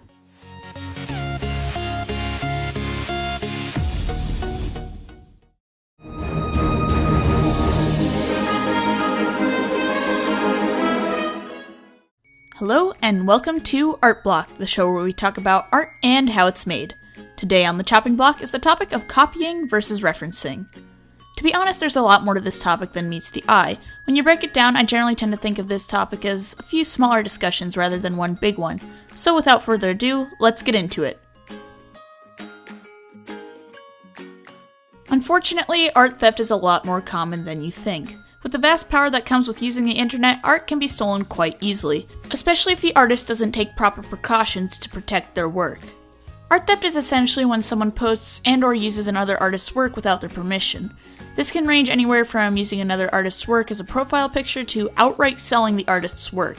It's unfortunate that artists who put a lot of hard work into their art end up getting their stuff stolen, and it's unfortunately a lot more common with artists who make a living and/or have really good artwork.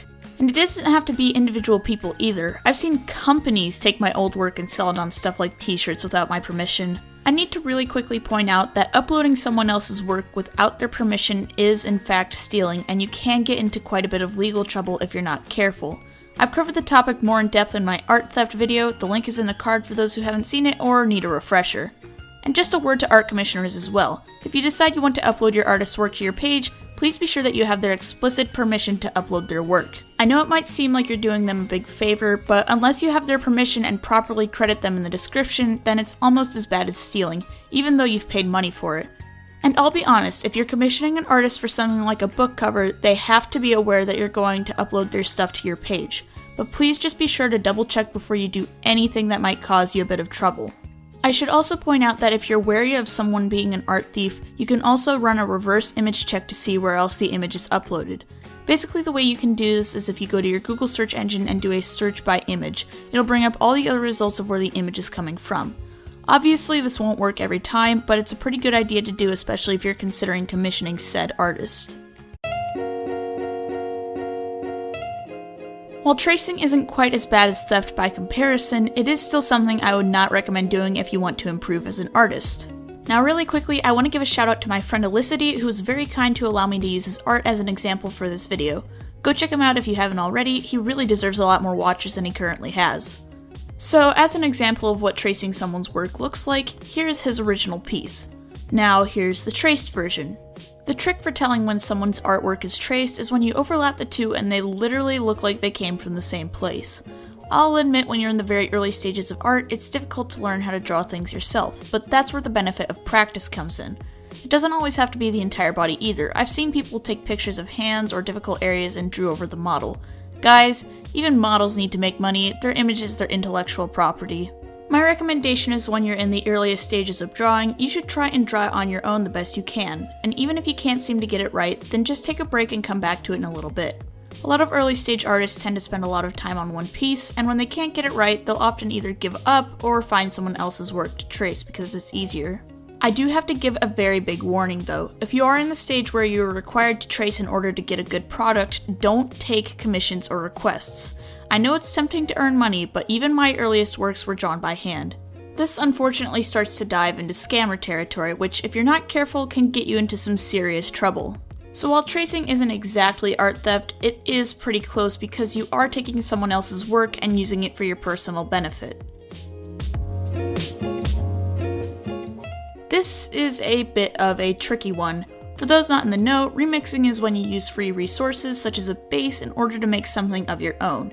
Admittedly, this is a bit of a gray area since the original creator obviously made the resource for use by the public, though for profit is a bit of a different story. Depending on how much you're remixing the original work, you may not want to take commissions if you can't work without the original. In cases like a base where the modifications you're making are usually just hair and clothes, then you should be sure not to only credit the artist, but you don't want to take money for what others have made. In instances where you're remixing something like, say, a stock image in order to make the picture work and you manage to get a fair way off from the original in terms of the look, then you may be in the clear. However, be sure of your sources and don't use anything that is clearly made by another artist for your own gain. The amount that you remix a picture or resource is really dependent on the situation. There are instances where using the original piece in its entirety is acceptable and there are cases of fair use. However, that's another rabbit hole on its own. Personally, if I'm going to recommend anything, I wouldn't take any commissions that involve you remixing an illustration, a base, or professional photography that isn't a stock image. You can learn from them, but I don't recommend using them for paid work, especially when paid work is supposed to be 100% yours. Copying is kind of similar to tracing, though it does involve you using your own art skills to make your art. Copying can also be considered as drawing from life or heavy referencing, but just hear me out here. While copying isn't exactly as easy to do as tracing, it still isn't a great way to develop your skills as an artist because you're only learning how to draw specific poses rather than learning to draw completely by hand. I would encourage anyone who isn't quite at the stage of drawing freehand to try something that is called drawing from life. Now technically, drawing from life is a skill you need to learn when it comes to being an artist, but when it comes to learning your drawing techniques, replicating what you see is actually highly recommended when it comes to drawing anatomy and understanding lighting. It's also a good opportunity to try out new mediums and techniques if you're fresh out of the gates. Unfortunately, this is where the line is a bit fuzzy because a lot of newer artists will unintentionally copy just a little too much and end up getting flack for it. I'd recommend if you end up copying someone's art unintentionally and someone points it out to contact the original artist and see what they want you to do about it. Hopefully they'll be pretty reasonable about it, and if they politely ask for you to take it down, then I would follow through on that request. Just for an example, I drew up a quick rough on my character with a similar pose to the drawing you guys saw earlier. The pose is different, but it is a little too spookily similar not to raise some suspicion. If you're worried that you might have gotten a little too close to the original piece, just use the same litmus test for tracing. Lastly, we have referencing and inspiration.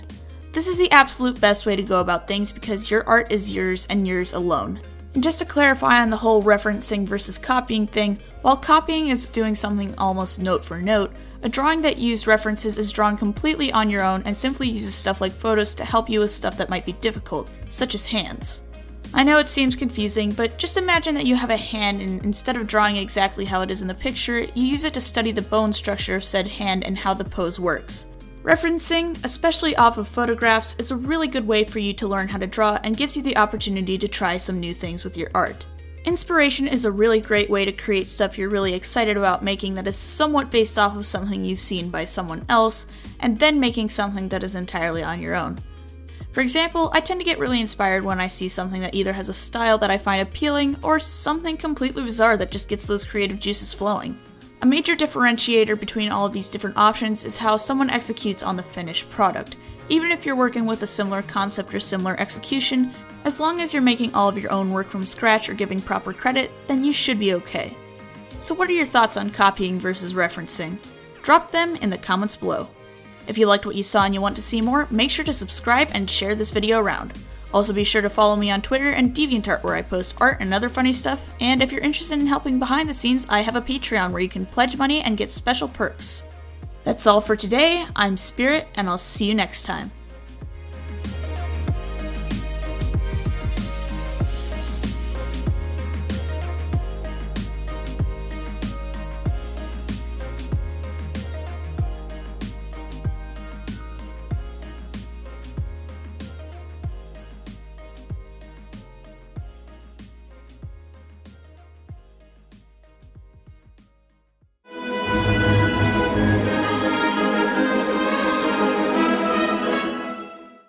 Hello, and welcome to Art Block, the show where we talk about art and how it's made. I'm your host, Spirit, and today I'll be sharing some of my stories of my, experiences as an artist. Let's go. First story comes from a relatively recent time. I was playing a background character in a play called Legally Blonde. You know, the one with the lawyers and the don't judge a book by its cover moral. Anyways, I was sitting in the audience because I was part of the court ensemble, and they were running a part of the jail scene with Brooke Wyndham. So I'm just sitting there with my friend, bored out of my mind because the building's Wi-Fi sucked, and I had the random thought. Both of us like art and character design, so why not pull up an art prompt and then see what we come up with? So I asked my friend if she wanted to draw an art prompt with me. She said yes, so I really quickly ran over to my backpack and grabbed my halftone sketchbook. We sat down and looked up some art prompts on artprompts.org. Great website, by the way. Free shout out if you're looking for ideas for what to draw. First prompt was to simply design our interpretation of a chimera. You know, the creature from Greek mythology that's made up of a lion, goat, and a snake? Anyways, we sat there for about 15 minutes drawing, and right as we finished the prompt, one of my other friends, we'll call her Lavender for now. Remember her because she'll be important later in the video. Anywho, Lavender walked over and asked us what we were doing, and we both responded, "We're doing an art prompt." And all three of us, being art nerds, we were like, "Hey, we all like to draw, let's do another art prompt together." So Lavender sat down next to me in the audience, and we searched up another prompt. While we were in the middle of drawing the prompt, another one of my friends, who we'll call Enid because that was the role she was playing in the play, walked over and asked us what we were doing. We replied with, "We're drawing an art prompt," and offered to let her join. So, long story short, what started off as a simple time killer ended up turning into a little bonding experience for me and my friends. Also gonna give a little shout out to any of my fellow theater peeps out there who might be watching. You guys are awesome. Our second story comes from my AP art class in my senior year of high school. One thing to know about the AP art program is that you'll end up having to do an evaluation on your artwork about halfway through the year in order to get an idea of where to go forward on the project. So, I walked into class one day and I looked around to see easels posted around the room. When I asked what was going on, I heard 3 words from one of my classmates which immediately changed my mood. AP Evaluation Day. As soon as I heard those 3 words, my mind went into a mental state of panic. I had almost no work for my concentration to show off, and I would have to present what I did have. So I rushed over to my drawer where I kept my traditional work and pulled out what I could. The first person began explaining their concentration, and I sat there, contemplating what I was going to say. So the thing with concentrations is that you're supposed to have a theme, and my plan was to discuss my concentration focusing on character consistency and storytelling. See, my concentration was supposed to follow little vignettes following a dog through his daily life. However, when it came to presenting, I only had about 5 pieces of the required 8 at the time. And I also happened to have some other stuff from my drawer which I was using as padding to make it look like I was being at least a little productive. When it came to my turn to talk about my concentration, I completely blew it. I'm not sure if it was because I was under pressure or didn't exactly know what I wanted to say, but long story short, the way that I described it made it seem like I had two projects going on at once. But in my defense, I was a sleep-deprived, ultra-stressed student who is barely capable of speech or any comprehension in general. I think what made it worse was that my art teacher was sitting there in the corner shaking her head, giving me a look of disapproval as I attempted to explain the intentionally stylistic choice of drawing a corgi in a Disney-esque style. And to give you all a bit of context, my art teacher had frequently pointed out that, and I'm paraphrasing here, you should never draw cartoons because an employer will never take any form of stylistic work. What added insult to injury was that one of the evaluating teachers actually asked me beforehand what my concentration was about, and I not only managed to summarize it, but I was also able to explain what was going on in a brief and easy manner. Once again, an example of how my brain has lost all of its ability to function under pressure. The third and final story involves Lavender. Now, the first time I properly met Lavender, I was doing some volunteer work for my school by repairing computers. Yes, despite being the artsy nerd that I am, I'm actually a computer repair technician. Anyways, I was repairing some computers and demoing one of my tablets when Lavender came over to my table. She was with a friend and decided to ask if she could use my tablet to draw something at the table. Now, to give some context, I was allowing the kids visiting the school to use my old Wacom Intuos tablet to try out digital art, since the school was trying to get more kids into the digital design program. And as a person who's been doing digital art for almost 5 years, I wanted to encourage them to branch out a little bit. One of my bandmates who was helping me at the table had to get up and go elsewhere, so I decided to take over her spot temporarily while Lavender and her friend were trying out the drawing tablet. Eventually a line started to form at the table, and I had to ask Lavender to let the other kids use the tablet. When I looked down at the computer screen, I saw that she had drawn a My Little Pony OC. Me being a brony at the time, well, still somewhat am, I mentioned that I was actually a part of the online brony analysis community on YouTube. Now, since I never really show my face on YouTube, I politely mentioned my channel name since I would understand her not recognizing me by my voice. Unfortunately, before we were able to continue discussing the matter, Lavender and her friend had to move on to the next section of the event. A few months later, I was doing an independent project over at one of the other schools in my county. In the project, I sought out a few of my fellow students to discuss topics they were interested in to help some of the students at the other school to start thinking about careers. That particular day, I had driven over to the school with another bandmate of mine who was going to discuss video and film production. The two of us spent about 10 or so minutes setting up the computer and just chatting until the bell rang. An announcement had been previously sent out during the students' break time, and before we knew it, we had a group of about 20 students sitting in the conference room with us, and one of them happened to be Lavender. The presentation went on as planned. My bandmate discussed the ins and outs of filmmaking, with me occasionally chiming in. The presentation ends, and the students start heading out the door. Lavender comes up to me and mentions that she watches my YouTube videos and was a fan of my work. However, before I was able to strike up a conversation, she started walking out of the room. Anywho, I called her back into the conference room, and we had a normal chat about YouTube and art. Eventually, we had to dismiss Lavender back to class. I said goodbye and said we could chat more since I would be coming back for more sessions. I turned to my bandmate and he asked what that was about. I explained that I had a YouTube account with about 1.6k subscribers at the time, and that Lavender had somehow come across it at some point. My boss, as I'll call him, also asked about it, and from that day forth, I was known as that one YouTube nerd.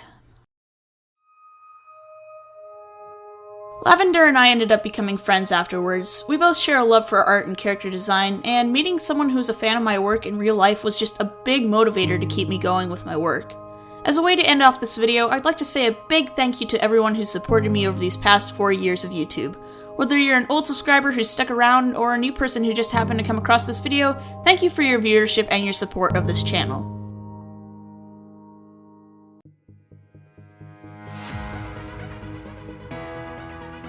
If you guys liked this video, please consider subscribing and sharing this around. It supports me, and it's practically free. Also be sure to check me out on Twitter and DeviantArt, where I post art and chat with you guys outside of the show. Want to support the show and my work? Check me out on Patreon, where for as little as $1 a month you can receive perks like access to tutorials and resources. Once again, thank you all so much for watching. I'm Spirit, and I'll see you next time.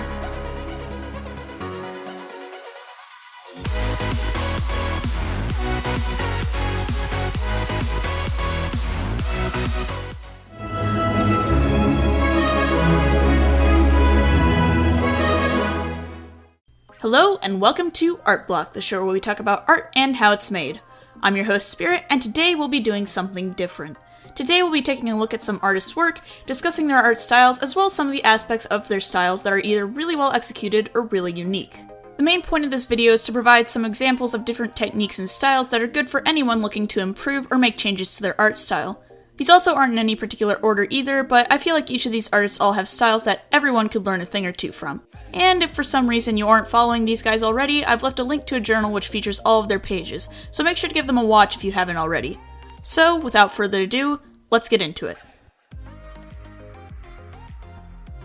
So our first artist is Imaloo.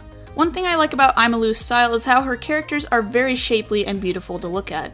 In particular, I like how she uses texture and detail, especially in the eyes. While Imaloo's art is detailed and nicely shaded, I wouldn't exactly call it realistic. There are some aspects, such as individual hairs and soft shading, that give the characters a little extra dimension. Though your conscious brain knows that it's an illustration, your eyes are going to see a dimensional character. Of course, what helps is that the art is very crisp and clean, though it still has the feeling of tangibility that isn't as easily achieved in digital art nowadays. While Imaloo's art is very nice and shapely, another thing I need to point out is how dynamic her artwork is. Depth and sense of motion are both difficult things to learn, especially when working with characters in complex backgrounds. Now, normally when you're working with characters, you'll usually want to have the character height sheets or at least a numerical value that gives you the idea of how tall your character will be in general. But you'll also have to keep in mind the size of their surroundings in comparison. Despite the dynamic posing, the characters never really appear off-model, which is a term for when characters might lose some of their proportion for the sake of a comedic or artistic choice. In Imaloo's case, the characters not only manage to stay on model, but they also have consistent details when it comes to the character. I think my favorite is probably the dueling dragons piece. The camera angle and overall color sense conveys the emotion very well in the piece. Now, we've talked about bringing shape and liveliness, but what about true painterly texture? Well, let's take a look at our next artist, Plain Oasis. Plain Oasis particularly caught my eye because of his rougher painting technique, which to me is somewhat reminiscent of oil pastels and rougher acrylic paintings. A lot of digital art I've seen is usually very clean and a little too crisp at times, which, while that's fine, I am personally a fan of the rougher look of artwork like this. It feels gritty and tangible. From what I can tell, Plain Oasis mostly uses a custom brush set in order to achieve the look, but what makes the style work the best is how everything is done manually. If you look really closely, you can see individual brushstrokes which define the shape and highlights in the picture. Lastly, I need to mention the use of color. A lot of digital artists will make their form shadows by taking a darker shade of purple or blue and simply reducing the opacity over the picture, then erasing. However, that doesn't really work when you're doing everything manually. Something that you need to learn when you're making art is that shadows have depth, and when you're doing your pieces manually or traditionally, you'll need to know how to blend your shadows and highlights manually. Plain Oasis's work, at least from what I can tell, has most of the shadows and highlights painted by hand, so it really adds to the sort of genuine feeling of the artwork. Definitely an artist you'll want to check out if you're in the market for some more painterly work. And next up we have Lule MT. Let's talk about detail for a second. So far we've covered a couple of styles that feature more painterly styles, but none of them really featured this level of detail when it came to the way they portrayed their characters and backgrounds. The important thing to know about detail is how to incorporate just the right amount of detail into your piece. This has to do with composition, something that's vital when it comes to making art. When working with high amounts of detail in your composition, there's two things to keep in mind. What is the focus of your picture, and what level of detail are you planning on incorporating? This kind of planning can actually be seen in the traditionally animated Disney films. Since the characters have a more defined style compared to the background, they stand out instead of fading into their surrounding area. Lule MT's work does the same thing, but instead of making the characters simple, her characters are incredibly detailed. This unicorn here has individual strands of hair that flow away from the mane, and even here on the coat you can see tufts of fur and the general flow of the hair. I also need to point out the eyes. Hyper-detailed and realistic eyes can be really difficult to work with. Too much detail and the eyes end up standing out compared to the rest of the character. Not enough detail and the eyes can look flat. I think what I like most about Lule's style of eyes is this little shine here. Since the iris and the pupil are so big compared to the rest of the eye, the little detailed shine of the flower in the unicorn's eye ends up standing out just enough while also keeping a level of realism in the piece. The last thing I should mention is how Lule incorporates real photos into her piece. I actually couldn't tell before because they blend so well into the piece, but taking a closer look at them, the flowers and some of the background plants are actually photographs incorporated into the final version. What makes this work is that Lulay takes the photograph and then adds manual shadows to it, along with some color correction and some other things I probably didn't catch. Since the plants in the background are blurred, the focus on the pony isn't pulled away. However, it does provide some nice color instead of just solid green everywhere. Might have to commission her for some art of Kari. Our next artist on this list is Keyframe, or Cosmic Chrissy. Alright, I couldn't make this video without at least talking about Key's work. Keyframe's style has really grown on me over the years. While her designs are relatively simple compared to some of the other artists on this list, what makes the artwork is the texture and lighting technique. If you look at the hair, you can see individual strands. Guessing by the consistency, it's probably a brush at reduced opacity, though if it's all done manually, then I'm very impressed. Another feature of Key's work is the little features she adds into her art, things like these little bubbles, lens flares, and little bits of extra texture. While her shading looks to be some variation of airbrushing, there's still a lot of precision to the lighting and shadows. Her shadows also appear multi-layered. From what I can tell, Key has her flat coloring, then she adds a highlight, a mid-tone shadow, and then a darker shadow. Lastly, I need to talk about her line work. There's a term in art called line weight. When you're working with line art, generally you need to be careful when you're working with thick black lines. But the way that Key airbrushes over the lines ends up not only helping with the intensity, but makes the piece look less like a flat piece of art and more like a 3D structure. Now, we've talked mostly about painterly or textured works, so why not make a small switch? Coming up, we have Blitzy Arts. Do you like anime? I like anime. So yeah, I figured I should at least have one anime-esque artist on here, and what better example to choose from than Blitzy? Admittedly, while there's a lot of different ways to draw the anime style, there are a few styles on execution that you can see in Blitzy's artwork here. The main thing to note with the anime style is the way that shading is executed. Most anime artwork will usually feature single-toned or double-toned cell shading, though there are exceptions like the recent Devilman rendition. Go about doing cell shading is to have a solid color such as a dark red or a dark blue as your shadow, and then reduce the opacity of the layer. The same works for highlights, though make sure that you keep the highlights to the same color as your light source. What I feel many people find appealing about the anime-esque art is that it feels very clean and easy on the eyes, and even though there's a lot of different ways to go about the execution, you can generally recognize when something is anime-esque. Personally, I don't have much to say on Blitzy's actual illustration style, though there are certain parts such as the eyes and the way that she draws fur that are very appealing. I think one thing in Blitzy's style that I don't see in a lot of animal characters is how she accentuates the lower lip. Generally, whenever I see art of animals, they'll usually have the lower lip hidden beneath the upper lip.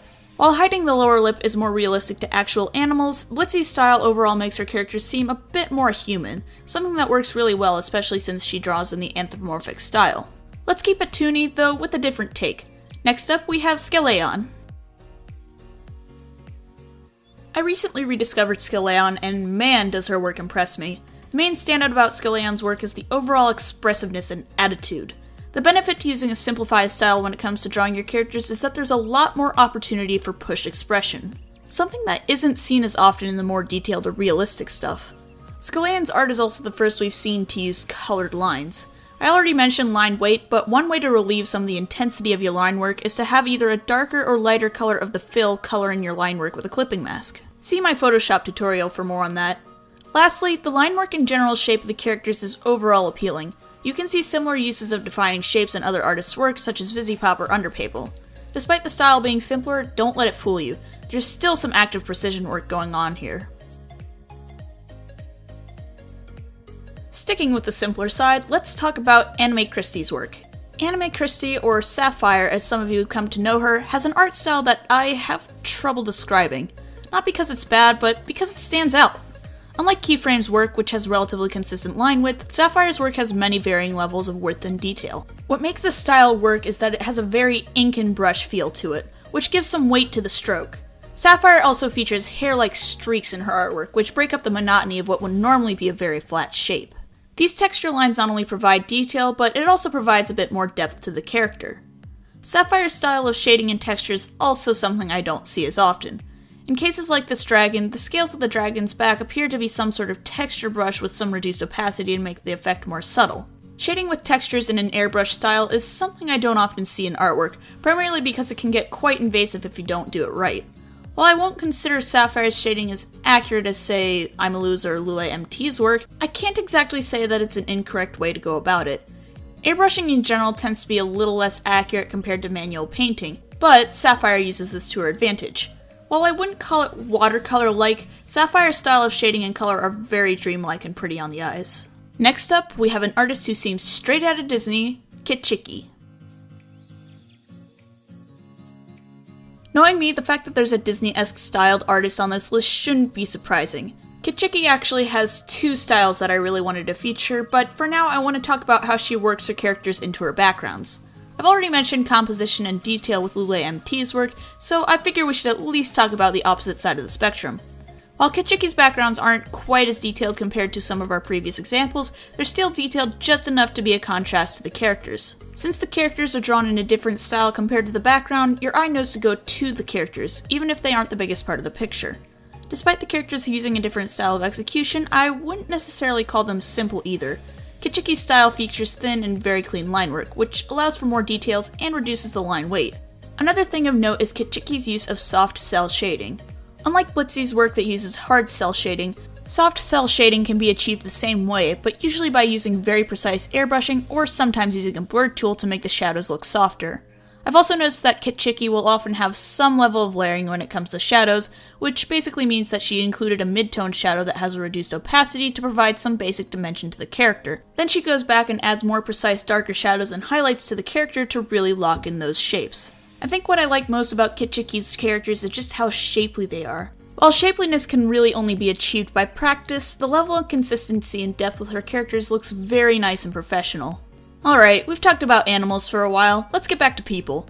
Next up, we have Demai Mikaz. What's the hardest thing to draw for a lot of artists out there? I will bet you that it is humans. Demai Mikaz's style with how she draws humans is probably one of my favorite styles I've seen in a while. Stylistically speaking, humans probably have the widest range of options since they have a lot of intricacies with anatomy, and not even mentioning all the nuances with the face and hands. If you remember back a little while, I talked about appeal, and Demai Mikaz's style is the perfect hybridization of stylistic appeal and realism. You can see the appeal in the more stylized eyes and slightly simplified face. But the anatomy of the body is overall a lot more realistically proportioned compared to Keyframe's work. I also really like the way she does her shading and highlights. From what I can tell, Demai Mikaz will take another layer in her painting program, paint the shadows on by hand, and then reduce the opacity so it works. Some of the shadows do look manually painted, but in instances of this highlight, the details are a little too consistent. Lastly, I want to talk about color coding.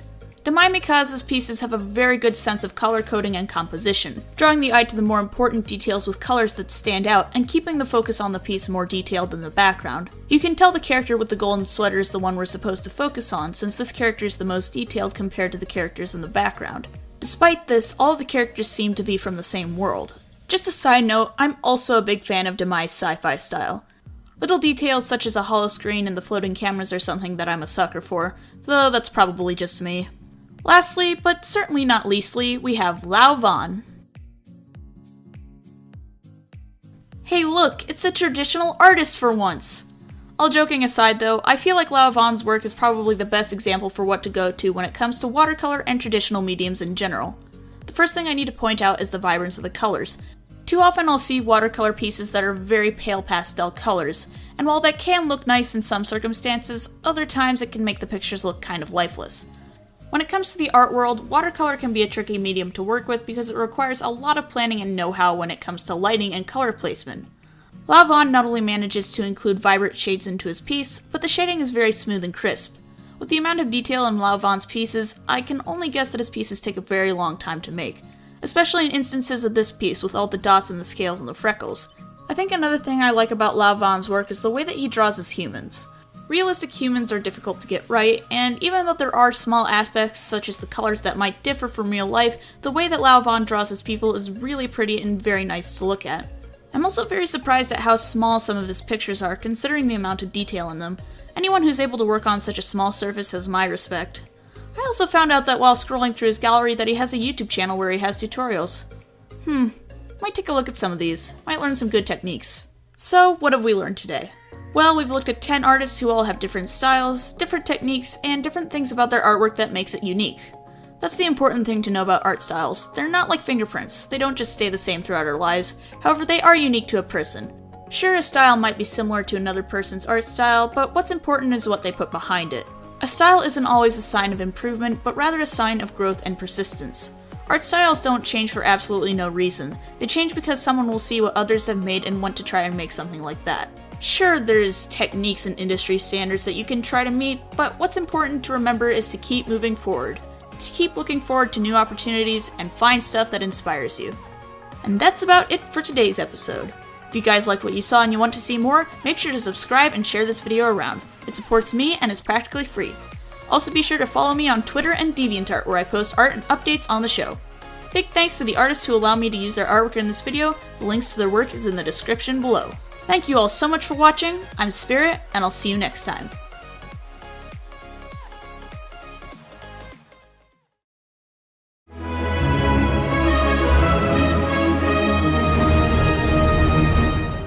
Hello and welcome to Art Block, the show where we talk about art and how it's made.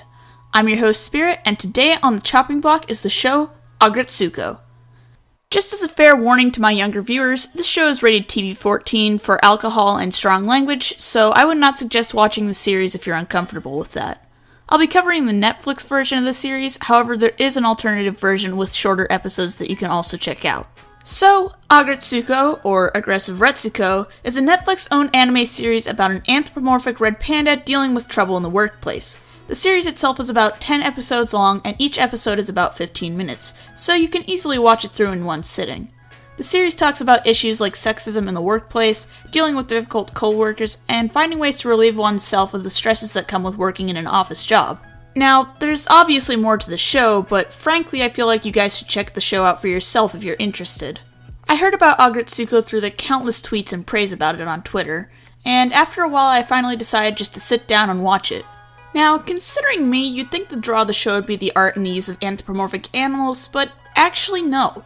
Agretsuko's art is rather simple, and while I wouldn't consider it bad, it's not what you'd normally expect out of an anime. The art style features large, evenly sized lines that come to rounded ends, an attribute of using the line tool in Adobe Flash. The way that the characters are illustrated are very modern and almost chibi-esque, with large heads, small bodies, and very simple limbs that are usually 1 or 2 lines each. Initially it appeared to be some sort of Hello Kitty-esque show with cute simple backgrounds and little stories, but I was surprised to find that the show very quickly goes into hard lines and sharp edges with the death metal scenes. In most cases, the characters are featured with little to no shading, however when the show does feature shading, it goes about it in different styles. Moments with soft shading like this glow are most likely some form of plugin. I've discussed plugins in my MLP movie review, though to put it simply, the shadows are computer calculated instead of manually colored.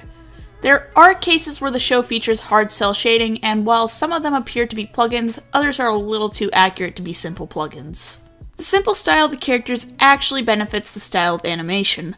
Though Flash animation isn't exactly uncommon in this modern era, the creators added moments of expression that help contrast the rest of the animation.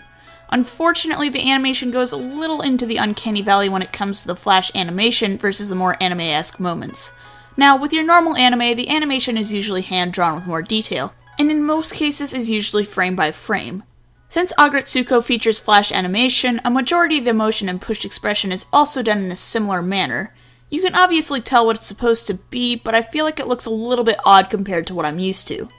Ironically, the characters don't do much movement at all, considering the less time-consuming method, and even though they're working with a faster format of animation, I was surprised at how minimal the lip sync was. A lot of modern Flash animation nowadays generally has separate mouths for each position, but Agretsuko seems to be, at least in some part, simply resizing the mouth to its current position. Now, anime isn't exactly known for complex mouth movements, so I suppose this is relatively close, but seeing the mouths open and close so smoothly feels a little bit odd. Let's talk about the character design for a moment.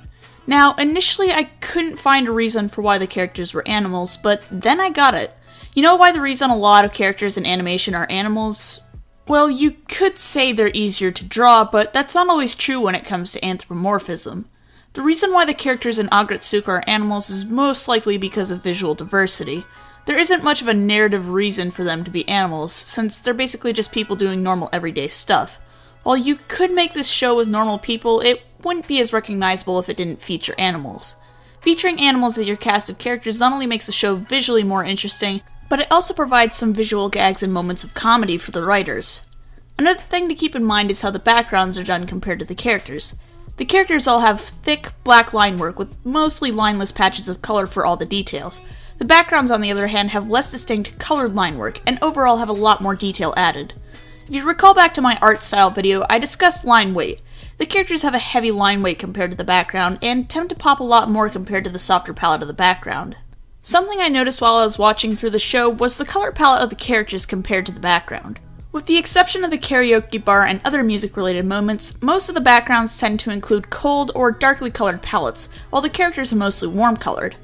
Our main character is the most vibrantly colored out of the main trio, and even then, Fennekin and Haida are both natural shades of yellow and brown.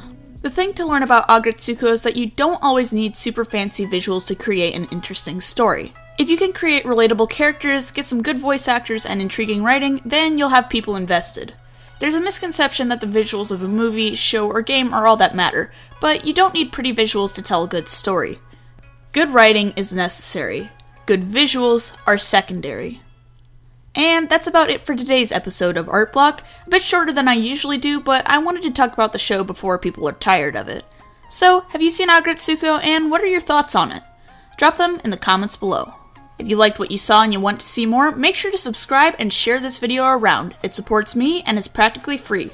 Also be sure to check me out on Twitter and DeviantArt, where I post art and updates about the show. That's all for today. Thank you all so much for watching. I'm Spirit, and I'll see you next time.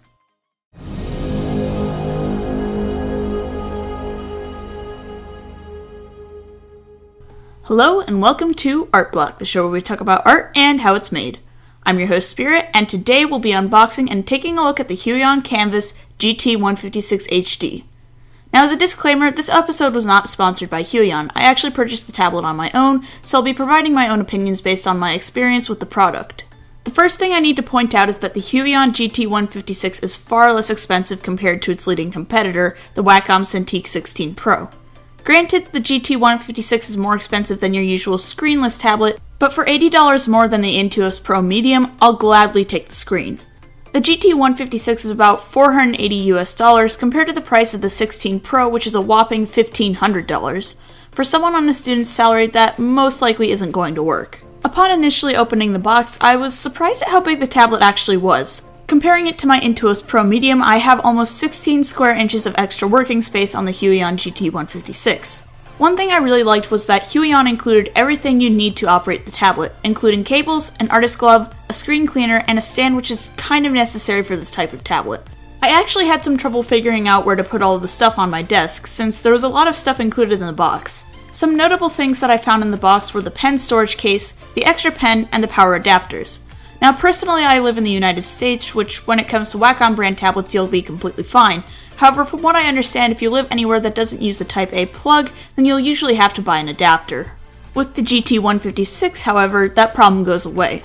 The power adapter for the GT156 comes with interchangeable power adapters, which covers you if you don't use the Type-A plugs or if you're traveling out of the States. When it came to setting up, the first problem that I had was with the stand that the tablet sits on. Initially, I thought that the stand worked similarly to a tent-style stand. However, upon further inspection, it's actually a locking stand similar to how lawn chairs adjust their height. The stand does have a few levels of adjustability, though the most vertical it goes is about 45 degrees. There aren't any notches on the back of the tablet, instead the tablet simply rests on the stand. If you're planning on installing a swinging arm stand, you may have to get a mount that holds on to the edges of the tablet, or alternatively, you might be able to find some other alternatives that might allow you to adjust the tablet more. The tablet comes with one major cable that splits into 3 smaller cables. You plug in the single plug into the tablet and the other 2 cables will plug into the computer, with the last one connecting to your power cable. The one thing that I will point out with this cable is that it comes with an HDMI cable. This is perfectly fine if you're working on PC, however if you're like me and you use a Macintosh, you'll need to get an adapter. Something you'll need to be aware of when setting up a screen tablet is that it is registered as a separate monitor from your main monitor. If you don't set your tablet to monitor 2 in the tablet settings, then your tablet will end up drawing on the main monitor instead of the tablet monitor itself. Something I need to point out is that you'll need to uninstall any other tablet drivers from your computer before you can start working. If this is the first time you've ever used a tablet on your computer, then you'll be fine. However, if you're transferring from one tablet to another like myself, you'll need to uninstall the old one before you can move over to the new one. This process is different depending on what kind of computer you're on and the tablet you're using. For PCs, you can usually go to the installation menu, but for Macs you'll most likely have to do it from the program itself or your application support. Even though the tablet comes with an installation disc, I would highly recommend downloading and installing the driver from the Huion website. The tablet itself not only feels very sleek but very professional. It's a bit heavier than my other tablets, but the weight is actually nice because it doesn't feel ultra delicate. Now, I'm not going to go throwing it around haphazardly, but it's just the right amount of weight that I'm not afraid of resting my hand on it. One thing to note particularly with the screen is that it is a matte screen, which means that it's not super shiny like a cell phone. Matte screens are good because you don't need to worry about having any glare on the screen. I have noticed that my glossy matte screen is a little bit more vibrant when the colors, however you can adjust the settings on the tablet. The screen is also very smooth and easy to draw on. It doesn't have quite as much texture as my Intuos Pro, however it is a lot more durable than the usual glass screen. Something I didn't really mention before is the proper size of the tablet. The tablet itself is the largest out of the tablets I've owned, and my Intuos Pro barely fits into my backpack. While you could take this tablet with you, I personally wouldn't recommend it. You'd have to carry at least 2 cables, the pen, the stand, and the tablet, and even then you'd need a laptop or other computer to run it. The tablet also features hotkeys on the side as well as a scroll bar. These can't be customized to your needs, however I would recommend keeping them close to the factory settings since I've heard that changing the settings can end up messing up how the tablet performs in vector and animation-based programs. Drawing on the screen, especially for someone who's used screenless tablets for most of her artistic career, can be a little bit of a learning curve. Especially for people with bigger hands, it'll seem like your screen is being invaded. Now, granted, this is closer to the traditional art experience. A big reason why a lot of people like screen tablets is because you can draw right on the screen. Though if you're switching from a screenless tablet to an LCD tablet, then you might have some discomfort. My recommendation is if you're having trouble drawing a line accurately to zoom in slightly so you've got more working space by comparison. My biggest point of contention with the Huion brand is their pens. For the last 4 years of working with tablets, I've always had the luxury of having an eraser on the back of my pen. Instead of an eraser, the Huion pen has a little hole in the back of the pen that is used for charging the pen. While I don't have much of a problem with charging the pen, losing the ability to have an eraser on the back of the pen is something that's difficult for me. Now, the pen does have buttons on the side which can be used as an alternative to the eraser, it's just something you'll have to check your settings for. Compared to my Intuos Pro, the GT156 has over 8,000 levels of pen sensitivity versus the usual 2,560. The higher level of pressure sensitivity is subtle, but it does allow for more control when it comes to using the tablet and your overall accuracy with certain pen strokes. Personally, I would recommend to adjust your pressure sensitivity curve until you reach a point where you're satisfied. These can be found in the pen settings in the driver. 2 things to note about the pen: I wasn't really sure how I felt in general about the shape and the feel of the pen. Maybe I'm just used to the slightly bulkier feeling of the Intuos Pro pen, however I felt that the pen was slightly uncomfortable when I was working with it. I should also mention that the pen doesn't have rubber grips like the Wacom brand, so if you're switching over, that's just something you have to be aware of. Lastly, with the pen, I did notice that there weren't really any tilt functions like you might see in a Wacom brand tablet. Personally, this doesn't affect me that much, however for those of you who use the tilt features on the pen, that's just something you need to be aware of. When it comes to the actual build and distribution of the hardware, there are only a few things I would point out to Huion as suggestions for future products. 1 would be to feature some form of eraser and rubber grip on the pen. 2 would be to consider sending Mac users an adapter for the HDMI cable. Number 3, include some form of a stand for the pen to sit on while it's charging. Next up, we'll be discussing how the tablet interacts with some of the programs you might be using with the tablet. Personally, most of my work is done in Fire Alpaca and Photoshop, however I did try out Flash, Illustrator, and MS Paint in order to get a general spectrum of what you might be working with. For those working with free programs such as Fire Alpaca, the tablet generally works well with its tracking and timing. In Fire Alpaca, I noticed that there were difficulties with making tiny strokes. Initially I was worried that it was something wrong with the tablet, but after a while I realized that it was something wrong with the program.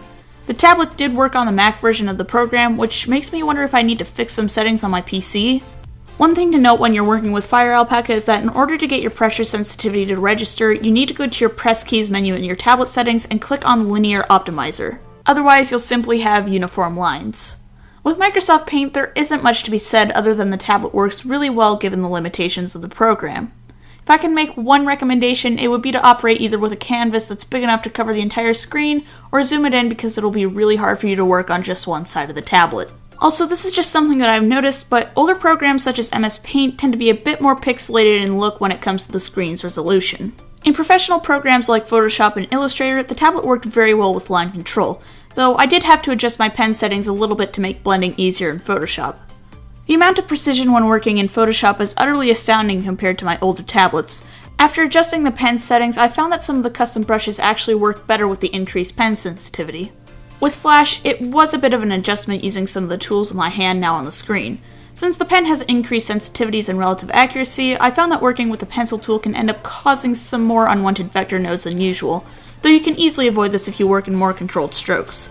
Overall, I would consider this tablet to be one of the better alternatives if you're looking to buy a screen tablet without footing the bill for a Cintiq.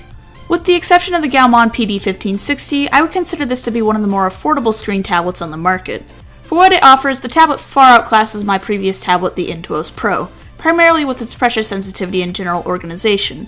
The way that Huion provides essentially everything you need right off the bat is also incredibly important, especially considering how they combine all the cables into one cord for the screen itself. As I've said before, the pen is somewhat a point of contention. While it's nothing major, I believe that if Huion really wants to outclass Wacom in every field, they should consider not only adjusting the pen to be more comfortable, but also provide more pen variations similar to how Wacom does with their Artist Pen series. Despite my problems with the way that the pen handles, Huion is kind enough to include a second pen with the tablet, so if you're okay with the different pen types, then this is the tablet for you. If I were to give the tablet a rating, I would say at least an 8 out of 10, if not a 9 out of 10. If you're new to screen tablets and you're not quite ready to buy a Cintiq, then the Huion GT156 is a great alternative. And that's about it for today's episode. If you liked what you saw and you want to see more, make sure to subscribe and share this video around. It supports me and it's practically free. Also be sure to check me out on Twitter and DeviantArt, where I post artwork and hang out with you guys outside of the show. Thank you all so much for watching, I'm Spirit, and I'll see you next time.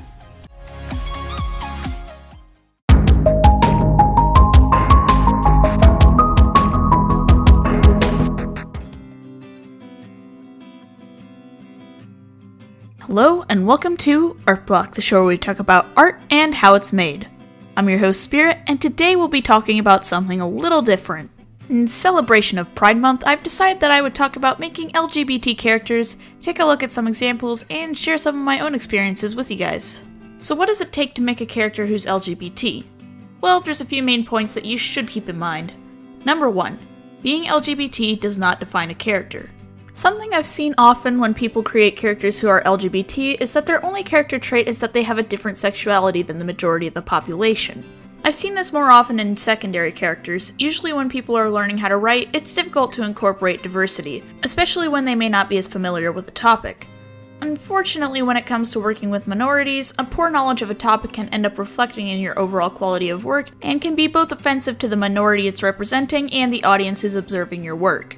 This actually leads to our next point. Number 2. Keep in mind stereotypes. Now notice that I didn't say avoid stereotypes.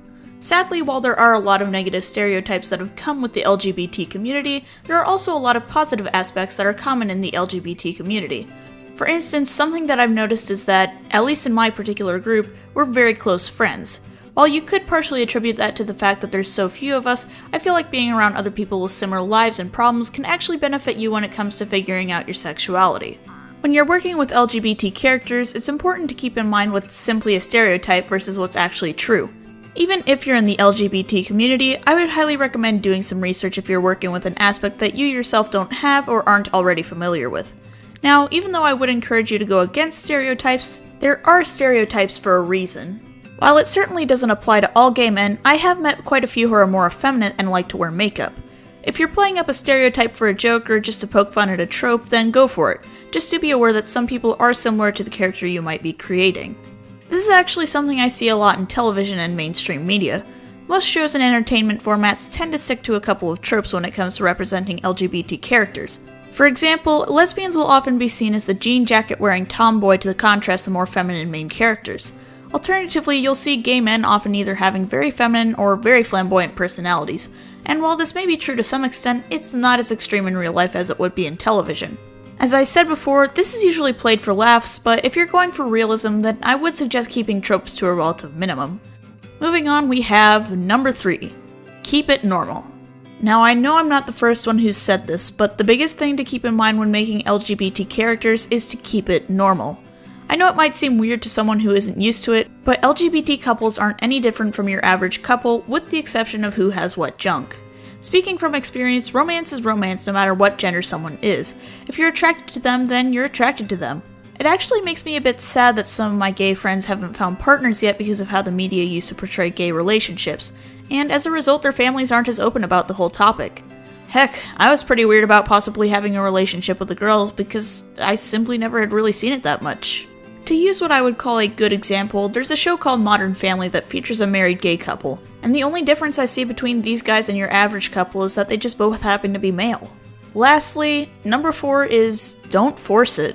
Now this is just speaking from personal experience, but I found that a lot of modern media will sometimes force a character who's LGBT in just for the sake of having them there. While I do feel that representation is important, something to keep in mind is that there's a difference between forced representation and proper representation. Proper representation requires a certain amount of research, especially for writers who may not be as experienced with the LGBT community. Now personally, I don't think that every movie has to have a character who's LGBT in it. I appreciate movies that do it right, but hopefully you guys can understand my level of moderate burnout.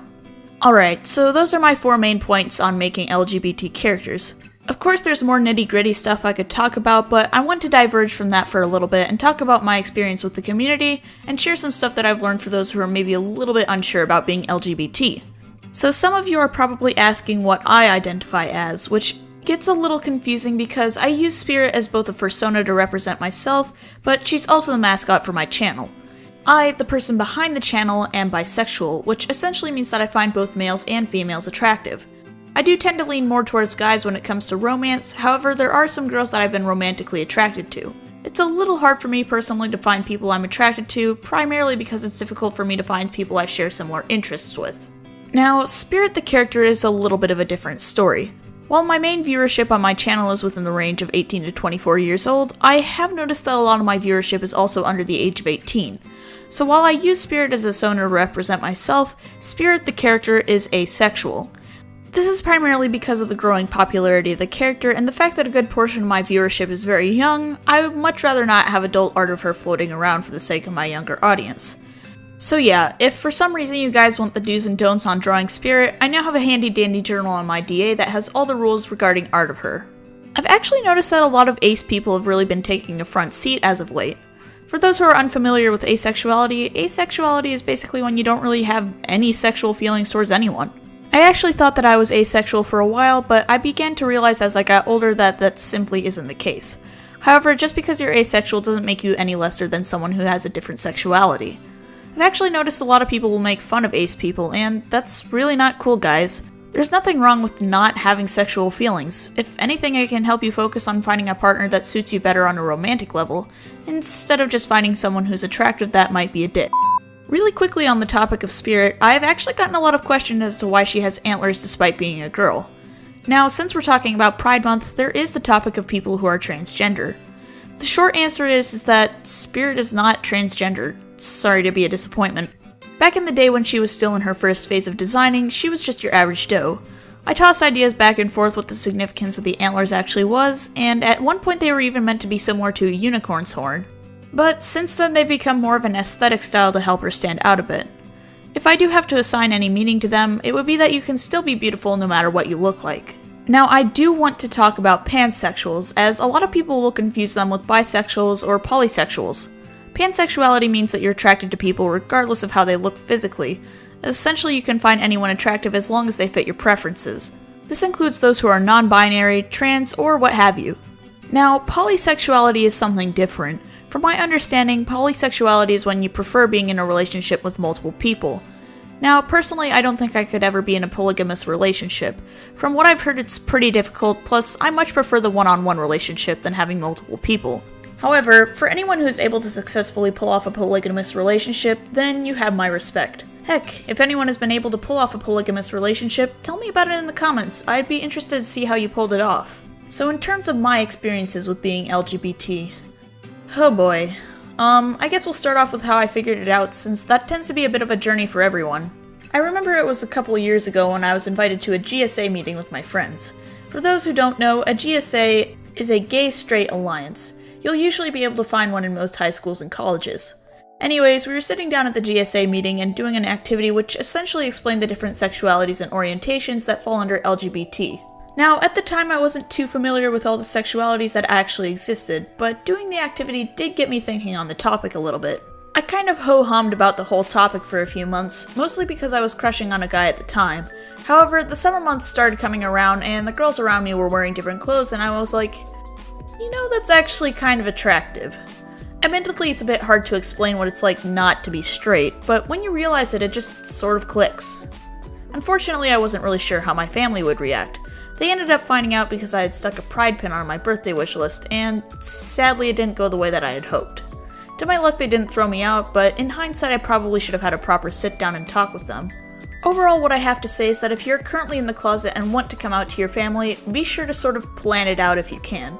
Especially coming from a relatively conservative family, it can be really hard to come to terms with having a different sexuality, especially if your religion doesn't agree with it. Now, parents, I want to talk to you for a second. One thing that I've noticed can make things difficult for teens to come out of the closet is the things that parents will say regarding the LGBT community. Speaking from experience, my family never really spoke very fondly of LGBT, and while I understand where they were coming from on some of their comments, it caused a lot more unnecessary stress. I think something that everyone should keep in mind is that there's nothing you can do about your sexuality, but we can educate kids about the topic. Heck, I don't care if you're religious, atheist, whatever. If you are a parent and your child has a different sexuality, then it is your responsibility to teach them how to be safe. The last thing I want to address is to anyone who's discovered that they are LGBT. I've focused primarily on sexuality as that's what I'm most familiar with, but this goes for gender as well. Regardless if you are gay, straight, bi, trans, whatever, you are important, and you are no less of a person because you are different. Coming from the perspective of someone who has been mostly closeted for almost 2 years, I can't tell you how good it feels to finally have come to terms with being bi. So, as a message from the Blue Deer to you, make sure to have a very happy Pride Month and be who you want to be. And that's about it for this episode. It's a little different from my usual content, but I really wanted to talk about something for Pride Month, as well as give a few words of inspiration to those who might be struggling with questions about their sexuality. So, are you part of the LGBT community, and what are your experiences? Tell me in the comments below. If you guys liked what you saw and want to see more, make sure to subscribe and hit the bell. It supports me and is practically free. Also be sure to check me out on Twitter and DeviantArt, where I post artwork and updates about the show. Want to hang with me on Discord? Well, I am happy to say that I have a server where you can chat with me. Patrons get access to a special rank as well as access to a private channel in the server. Thank you all so much for watching. I'm Spirit, and I hope you have a happy Pride Month.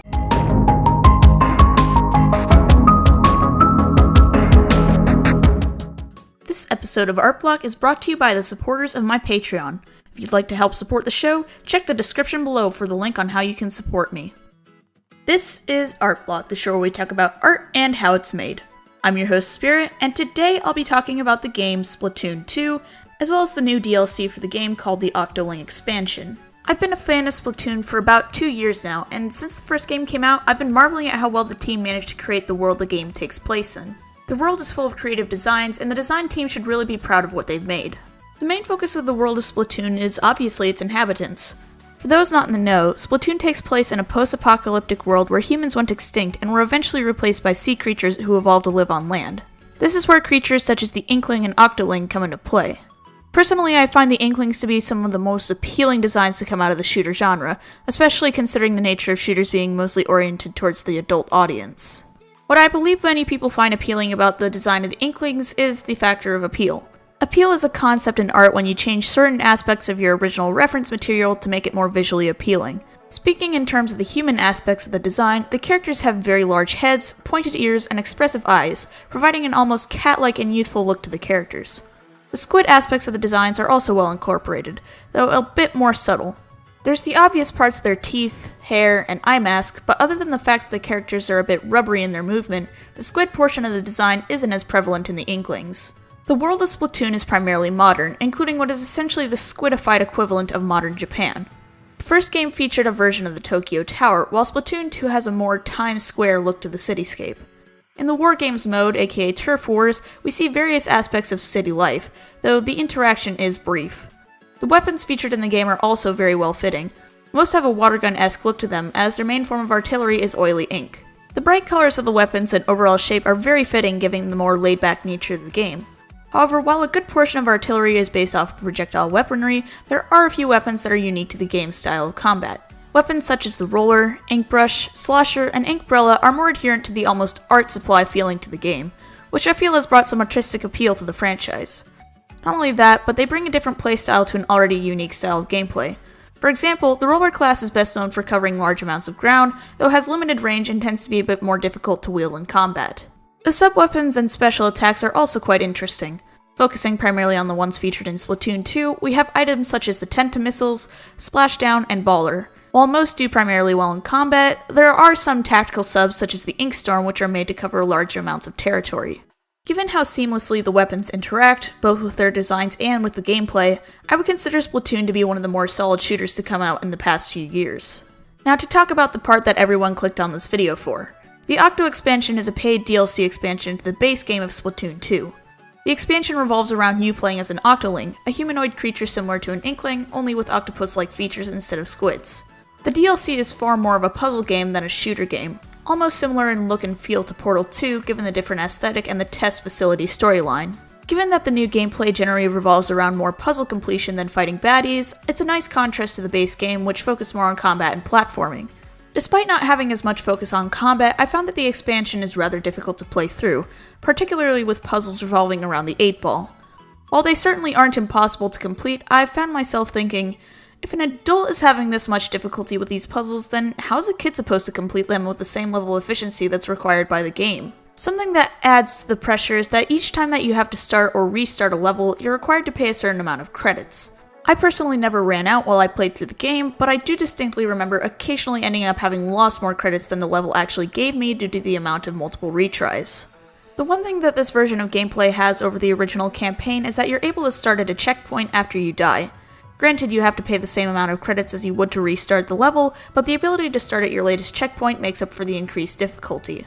In terms of the story, since the expansion only came out recently as of when I started scripting this video, I don't want to give away too much. Some have argued that this DLC somewhat ruins the lore of the world, however I feel that the ability to play as an Octoling is a welcome addition to the series and fleshes out the world building. It's similar to the Halo series. In Halo 1 you focus primarily on fighting as a human, while you get to fight as the Arbiter in Halo 2. Overall, I would say if you're interested in the story, I'd either pick up the DLC or find another video that discusses it in more detail. The design of the Octolings shown are similar to the Inklings, with the main differences being the tentacles and their eye markings. Anyways, as I was saying, the Octolings have just enough similarities to the Inklings to make them fit together in the same universe, but they're not so similar as to confuse the two. Personally, I prefer the look of the Inklings, primarily because of the suction cups being on the inside of their hair, and I'm more of a fan of the Inklings' hairstyle in general. I was actually considering making my form for this video an Octoling, as it would have been more fitting with the original style of hair, but it all really comes down to personal preference. If there is one thing I really do like about the Octoling design shown in the DLC is the slicker vibe of the design of the tools, more primarily with the more aerodynamic looking pack and the better designed clothing. While I did like the pointed aesthetic of the headgear with Agent 3 and Agent 4, I wasn't as much of a fan of the clothes. I mean, snow boots, a sweater, and a reflector vest? I know you're already brightly colored, but you don't need to draw more attention to yourself. I don't know how I feel about the enemy Octolings that you'd be facing. Since you, the main character, are donning the signature Octoling pink, I can see why they would need to give the enemy Octolings a different color, but the minty green with the gradient makes me feel weird. In the original storyline of the game, your character would occasionally change colors, usually sticking to colder colors like green, blue, and occasionally the same minty green as seen in the enemy Octolings. This makes me wonder, does your character always stay the same color, or could they change colors like you did as Agents 3 and 4? From what I've noticed, your character Agent 8 has the ability to change colors, as I've seen her switch between a hot pink to a more salmon pink. However, I wonder if this is possibly due to the level of lighting, as the salmon pink tends to be seen more in the darkly lit levels. Something I've come to really appreciate about the Splatoon franchise is its soundtrack. Music played during multiplayer is usually high energy and will go through stages depending on how far you are into the match. This can also be seen in the campaign mode of the game, with my favorite example being the boss fight with DJ Octavio. In this fight, the music will go through different phases representing the arc the Squid Sisters are going through in the game. As Callie was brainwashed to join the Octolings, the first stage of the fight starts with a twisted remix of her song Bomb Rush Blush. The second phase is the conflict between Callie and Marie, as both sing in response and eventually start to overlap. Lastly is the redemption phase. During the final phase of the fight, Callie joins Marie as they sing a rendition of Calamari Incantation, this time modified to have a more uplifting air of return. There is a sense of urgency, yet finality to the final song of the boss fight, with the credits music being called New Starts to show the changes the characters have gone through due to their experiences, as well as forgiveness. In contrast, what music we have from the Octo expansion appears to be more gritty, focusing on heavy synths and chants. The Octo expansion theme also features Pearl and Marina, the equivalents of Marie and Callie in Splatoon 2, though with a different style. Marina is a DJ while Pearl is a rapper, which gives the music a sort of underground theme. Given that the Octo expansion is meant to take place in an underground test facility, the level of digitization and roughness is fitting given the different tones of the expansion. So with the Octo expansion now out, I have a few things to say. Given that I would consider myself more of a casual fan who appreciates the artistic aspects of the franchise, I feel that the Octo expansion is a nice touch to the series. Given that a lot of DLC has gotten a bad rap over the years, I can understand a lot of people being skeptical when it comes to purchasing this DLC, especially given that it's an expansion. However, given that Nintendo has been the most consistent with their quality and the business practices over the years, I'm willing to give it a chance. At its worst, I expected the expansion to be simply a lackluster story taped onto the base game, however for $20 I'm down for a second campaign and some extra customization. So what do you guys think about the Octo expansion? Are you a fan of Splatoon and the recent Octo expansion, or do you really not care for it? Drop your thoughts in the comments below. That's about it for today's episode. If you liked what you saw and you want to see more, make sure to subscribe and hit the bell. It supports me and is practically free. Also be sure to follow me on Twitter and DeviantArt where I post art and updates about the show. Want to hang out and chat with me? I have a Discord server where patrons have their own role as well as special access to a patrons only channel.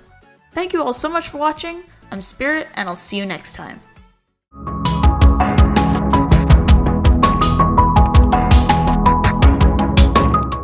This video is brought to you by the supporters of my Patreon. For information on how you can support the show, the link to my Patreon is in the description below. Hello and welcome to Art Block, the show where we talk about art and how it's made. I'm your host Spirit, and today we'll be comparing digital and traditional art, as well as some of the pros and cons about the various mediums. So you've decided you want to become an artist, but you're not sure what to do in terms of your medium. Do you focus on digital art and learn the tech, or do you go the traditional route and learn the technique? Now, speaking from experience, I feel that everyone planning to pursue art should at least be practiced in both mediums. However, if you're just doing it as a hobby or would like to focus on one particular skill set, then this video just might be the advice you're looking for. I'll be covering traditional art in a more broader term in this episode, however I will be covering the individual mediums in another episode. So let's get started with traditional art. What defines traditional art? Traditional art in this case is any form of art that is made with physical supplies, whether it be paints on canvas, pencil on paper, or even three-dimensional artwork. The first and most obvious pro to traditional art is that it is physical. Whenever you're making a piece of traditional art, the artwork is sitting there right in front of you. This can be quite a satisfying feeling whenever you're working on a big painting and it's sitting right in front of you. This sense of tangibility is also great because if you're working on, say, an oil painting, you can see the individual strokes and textures that have made up the piece. This is actually another pro to traditional art, is that there's quite a bit of control when it comes to your details. Since the piece is consistently at one size, the level of detail you have working in the piece is a little more consistent compared to a digital piece, where you have the ability to zoom in and out to get up close and personal. I've also found that having the piece of art right in front of you tends to make it a lot easier to make accurate and detailed strokes. Like for example, when I work with acrylic paint, I'm not constantly having to go back and fix little problems because I have a lot more control over my hand compared to the canvas. Speaking of paint, this actually brings us to our first con, which is longer working time. Something that I've noticed when it comes to traditional pieces is that pieces will tend to take a lot longer to work on. This is partially due to the fact that mediums like paints, watercolors, and some pastels take a while to cure and dry. For example, if you've ever watched Bob Ross's show The Joy of Painting, he does something called wet on wet oil paints, which means that he adds more paint to already wet paint. When you work with oil paints, the curing time can be anywhere from 18 to 24 hours, and that's assuming you don't have to deal with any sort of humidity. That's a long time, and even if you do manage to keep people from touching it, just getting it safely off the easel can be a risk because if you bump the canvas on anything, the paint is going to come off onto whatever you bumped it into. That leads us to our next con, which traditional art can get pretty messy. There are certain mediums such as pencil that aren't quite as bad, but even pencils can get pretty messy if you're not careful. This is also just another mini con, but traditional art can take up quite a bit of space. I have an entire shelf as well as a huge box of art supplies, and I don't even focus very much on traditional art. And that's just accounting for supplies. I've recently been trying to clear out some of my traditional art, and even then I still have 2 huge portfolios full of canvases and other projects. Since every piece is right there in reality, storage is very difficult to find, especially if you're working in a small studio apartment. However, one big advantage to traditional art is that it's comparably more valuable than digital art. It's a bit sad considering that digital art isn't as seen on the same level as traditional art by a lot of artists, but since traditional art requires at least a certain level of physical material to be used each time, the piece of art is going to have a fair level of value just because it's made with actual material. And that's not even accounting for the amount of time and love that goes into each piece. Lastly, one big pro is that traditional art is very much custom. Unless you're seeing a remake of a previously made piece, every traditionally made piece is one of a kind. Heck, even linoleum prints, which is when you carve a block of linoleum and stamp it onto paper, is still unique because there's tons of ways to combine colors with different styles of ink. While almost every piece of digital art is handmade, you can't just copy and paste traditional art, which makes it pretty cool. Moving on to digital art, probably the biggest pro is that it's comparably a lot cleaner than traditional art. When you're working with digital art, you don't have to worry about cleaning brushes or getting pastels on your favorite shirt. It's just you and the tablet. And since it's just you on the tablet, you don't need a lot of workspace either. As long as you have enough space to fit your computer and your tablet, then you'll be fine. I actually used to create art on one of those itty-bitty school desks back when I was using my original Intuos, just to give a bit of context to how small of a space you'll actually need. Since all of your pieces are digital files, you also won't have to worry too much about storing the artwork since it's all in your computer. Unfortunately, one of the overlying cons of digital art is that, especially if you're working with Photoshop or other creative cloud products, you'll usually have very large, very weighty files that might take a while to open up and requires a lot of storage space on your hard drive. This can be especially difficult if you're working on a computer that's old, has low amounts of RAM, or has a solid-state drive, aka low storage space. My computer is about 5 years old, and over the years I've had to purchase more RAM in order to keep up with the increasing size and count of my files. Unfortunately, Creative Cloud tends to be quite expensive, which leads us to our next con. Inconsistent pricing. Now, whether this is a con is up to you, but due to the variety of pricing when it comes to tablets and programs, there's not really one set price for digital art. Depending on whether you're making it a hobby or planning to make it a career can somewhat determine what range you're going to have when it comes to your pricing. However, over the 5 years I've been doing digital art, I've probably spent more money on tablets than I have on my Creative Cloud license. To be honest, if you're doing digital art more as a hobbyist, you're using free programs, and you don't have to buy a tablet, then digital art can actually be less expensive than traditional art in the long run. This actually leads us to our next pro of digital art, which is, given what you're using, you have a lot more options when it comes to the style of your piece. With digital art, you can replicate a lot of different art styles, such as watercolor, acrylic paint, colored pencil. If you can name it, a computer can most likely do it.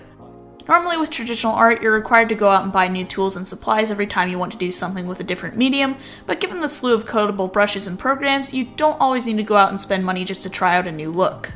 Unfortunately, one of the biggest downsides to digital art is that it's artificial. Unlike with traditional art, where you can physically touch your artwork, digital art all exists within the realm of the computer.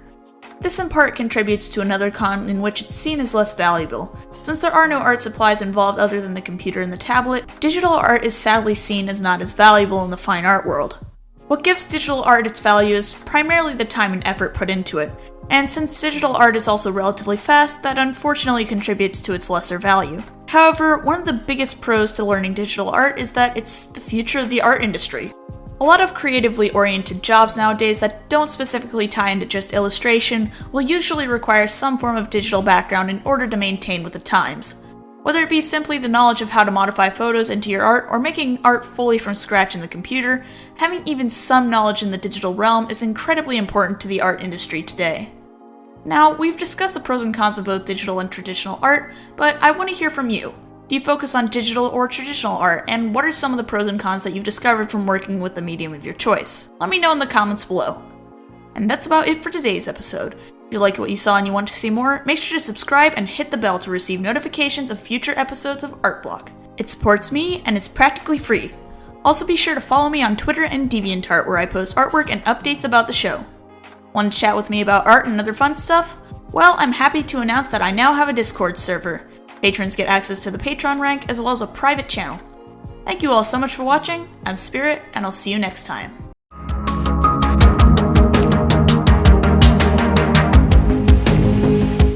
This episode of Art Block was brought to you by the supporters of my Patreon. To learn how you can support the show, be sure to check the description below for the link to my Patreon page. Hello and welcome to Art Block, the show where we talk about art and how it's made. I'm your host Spirit, and today we'll be talking about where to post your artwork when it comes to the internet. So when it comes to posting your artwork online, there are a few things to keep in mind. The first thing is, how protected do you want your artwork to be? Sad to say, but if you're looking to post your artwork online, there's a decent chance that it's going to be stolen. I went into more detail on preventing art theft in my art theft video. Check the card if you haven't seen that. Anyways, the thing to keep in mind with this is that there are some websites that will feature a watermark option, which will essentially place a pre-generated watermark onto your artwork, usually somewhere in the center. From my understanding, the only one of the websites on this list that actually features this is DeviantArt. When it comes to art websites, DeviantArt is probably one of the more well-known and has a very active user base. DA is also one I would consider to be one of the better options for building up your gallery because of their organization system. DeviantArt also features the group feature, where you can join groups and post artwork to be seen by hundreds, if not thousands of people. In the art world, DA is basically the equivalent to YouTube for how big and varied it is.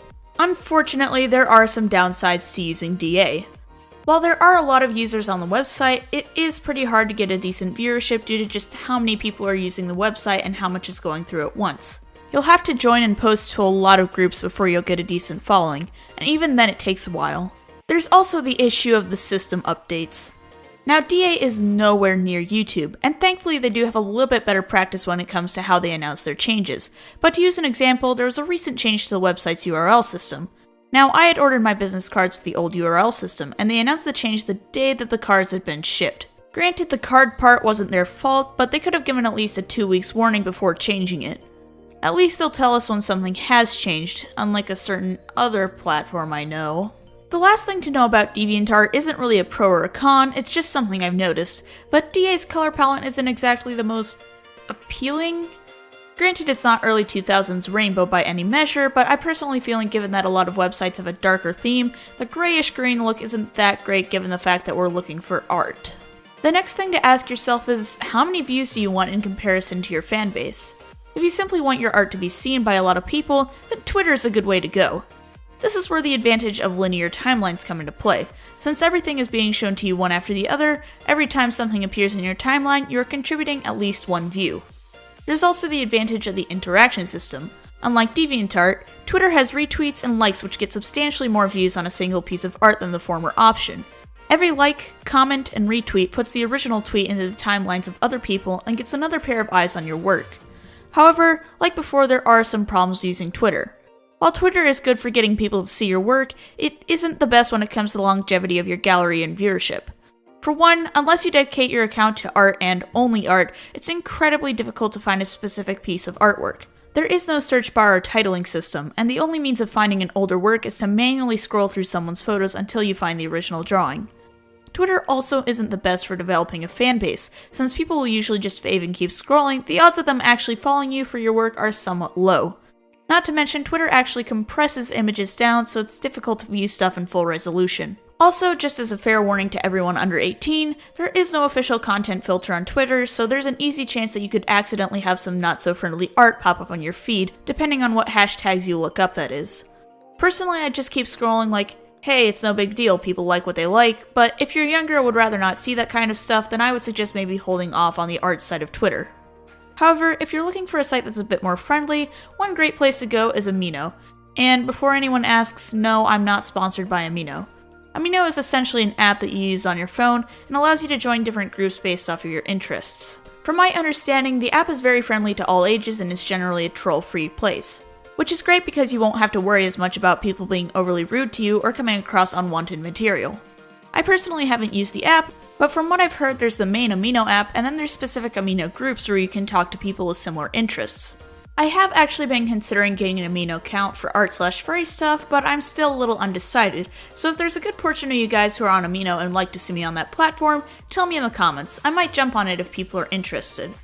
The only con I can really think of when it comes to using Amino is the fact that the app is strictly on mobile devices.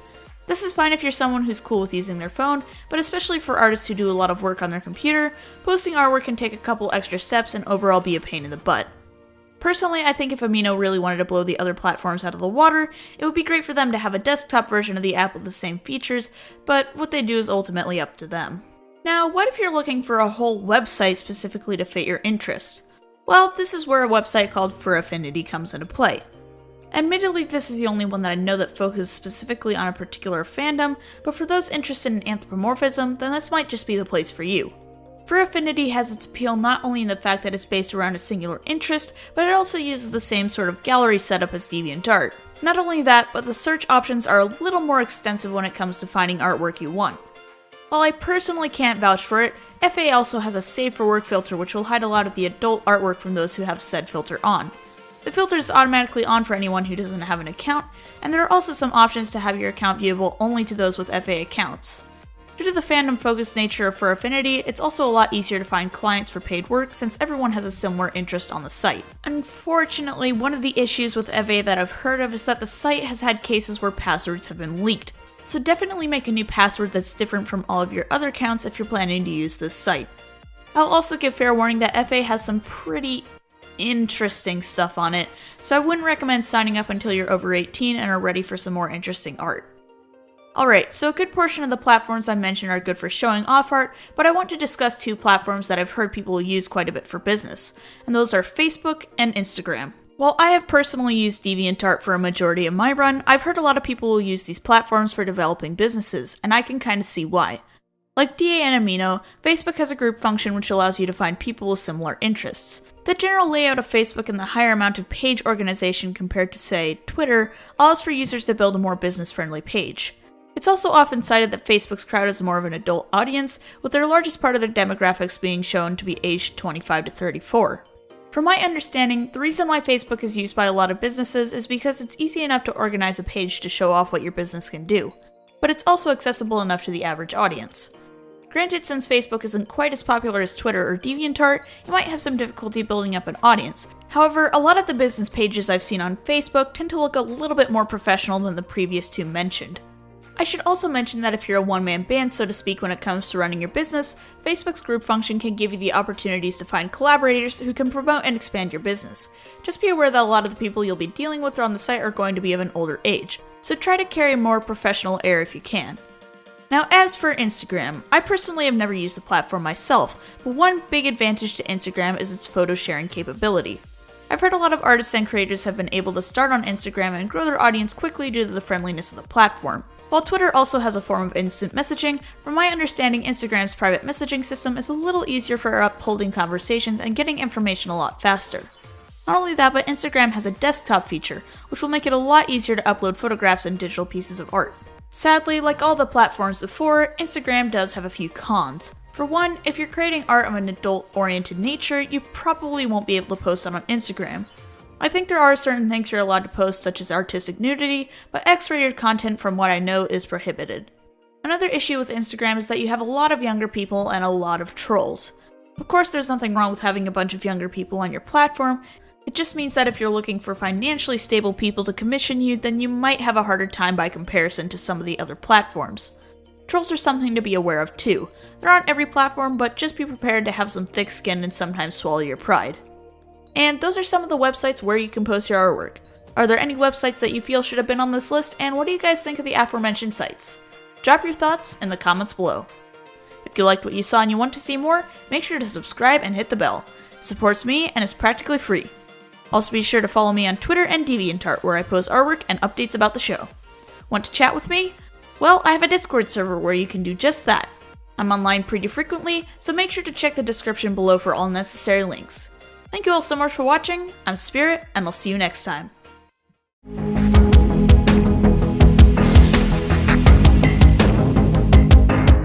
This video is brought to you by the supporters of my Patreon. If you'd like to support me in the show, check the description below for the link to my Patreon page. Alright, so this video is a thing. Howdy everyone, I'm Spirit, and welcome to Artblock. I decided for the second to last episode of the season that I would do something completely different from my usual business of trying to be constructive, and completely flip the series on its head. So for this episode, I found a video by Imaginatively Unimaginative, where he roasts personas, and being the unimaginative hack that I am, I figured that I'd use the same format, but add my own twist by making it any character from any franchise or concept. Zillion, the guy who made the video, also did this thing where for every character that has blue on them, he would take a sip of Red Bull. So sticking with the theme, I've decided for every character that has blue or some variety on it, there will be a counter, and at the end of the video I will take a bite out of a big oatmeal cookie for the total on the counter. Which, just to give a point of reference, I'm not a big fan of oatmeal cookies. Also, just a disclaimer to everyone watching this video, this is in no way meant to be taken seriously. This is just something being done for fun, and all the characters being used were submitted by the owners themselves. So yeah, let's get into it. Well, we're off to a great start. I'm honestly not sure if you're supposed to be the physical manifestation of those Wildberry Skittles, or if someone just added the wrong parts to a Pegasus toy in the process. Another one already? Fine. I'll give you credit for one thing. Despite being a combo of Lugia and Typhlosion, you managed to get those Xenomorph dorsal tubes down. Oh crap, when did Spyro fuse with toxic waste? Oh wow, this is actually a pretty well designed character. It's also the first character I've seen whose tail comes out of the right hip. More purple, and there's also blue. I guess my real question is how you managed to get those wings through those tiny little holes in the hoodie. Yay! Another character with blue on them! I can see the internalized pain in their eyes. That bone must be stabbing right into their skin right about now. Oh hey, it's a Periton with some actual natural colors on it. I also didn't know Peritons had insect legs. I absolutely love how in every picture and every angle she seems to be looking up at her forehead as if she's got a bug up there that just won't go away. I also question how an Earth Pony has a magic aura, but that's not important. Dang it, it's more effing blue. I will give you one thing though, you'll fit right in with Aperture Science Laboratories. Your head is looking a lot smaller than your body. You might want to check to make sure that that collar of yours isn't cutting off circulation. And another one for the pile. What's with the ponies and staring at a point on their face? This is like the third one. I sense a disturbance in the force. As if someone created a character in Pony Creator and decided to use the most saturated colors possible. Dang, this has gotta be like the best Chrysalis X Discord ship child I've seen in a while. Crawling in my skin! Make sure not to get too close to the mic because it's gonna overload again! Ugh, gross. Get an eye patch on that thing before it gets infected, man. Also, how are you supposed to see if your only remaining eye has a cataract? Look, if you're trying to get the dog to take its pills, a piece of ham will do a lot better than a plushie. So question, how are you supposed to walk with those holes in your legs? Also, the end of your tail looks like a scorpion tail. God damn it, Skype, I don't need your stupid updates, go away! I love how there's a simplified version for animation when most artists won't usually keep track of every single stripe. Not to mention, stripes are kind of impossible in hand-drawn animation unless you have the patience of a saint. Just saying. I actually really like the hijab, though your tail looks like it's stabbing into your back leg. Might want to use less hair products. Oh wow, I didn't know Kichi could dress so formally. So when did she become a unicorn? You look like you stepped in wet cement and it somehow gave you magical powers. Be right back, gonna find the nearest construction site. This OC looks like King Sombra and the asexual pride flag had a child, and then they decided to take it an extra step by going emo. Might have to call it Beauty of the Base, you're invading on their territory for most speakers attached to a character at once. Well, we had to have at least one with the inverted edgy eyes. Curse you for having blue accessories. Ugh, he's creepy. How many piercings can you fit on a lion's face before their ears fall off? The world may never know. Okay, I'm gonna get crucified for this, but that's one sketchy character. Oh hey, Voice of Reason got a haircut. So, are you a bat demon or a snake demon? Not gonna lie, my eyes are actually burning from the bright neon blue of the pastel character. Surprisingly, this isn't the first OC I've seen based off of Pikachu. You look like the love child of the Tylicity ship despite Ty and Eli both being male. You and Amy Rose would be good friends. Also, curse you for being blue. Is that horn sticking out of your neck or is that just your ear? Either way, you're not blue, so you get a pass. You look like you have a bread roll on your cheek. Since when did Haida become a police officer? God damn it, it's another blue character! I'm trying to lose weight, not gain 20 pounds! Generic Fox is generic. You know, I take my comments back on the other characters. You might be the edgiest. Also, nice Pop-Tart. I didn't know they worked as breastplates. Hey, it's another pony with crossed eyes.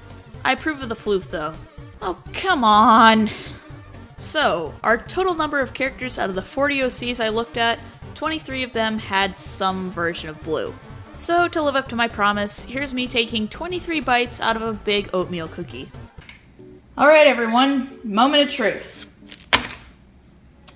Yeah, I couldn't find an actual giant cookie that was oatmeal raisin because I live in the middle of nowhere and there's no bakeries that currently host like any form of giant cookies aside from chocolate chip. So I went to Panera and I guess I'm just gonna have to take itty bitty bites. I'm sure I can get 23 out of this thing. But first we're going to get a glass of water. So my history with oatmeal cookies is not exactly great. Like, I've had multiple cases where I've actually had to spit them out, and it's a long story. I don't care for them. Alright, so here it is. Here's the cookie, and here's the cup. And the cup is only like if you look at my hand here, this is not a very big cup. Like, my palm is maybe 4 inches across. So I'm thinking what we can do is, in order to consolidate for it, I'm going to cut up the cookie and eat it in itty bitty pieces. Shut up, fridge. I'm going to need brute force here because this cookie. It's looking like, if you look really closely, you can see, I think those are cranberries. It said like, let's read what it said. It says like oatmeal and raisin and cranberry in it, so, well, that's just great. This cookie's more stubborn than I thought it would be. So that's, oh, of course it is, you stupid cranberries. Cranberries are ruining the magic. How am I gonna get this into 23 pieces if this is how inaccurate this process is gonna be? I don't really care if these are in actual sizes, but I'm just trying to break it down into sort of fraction format.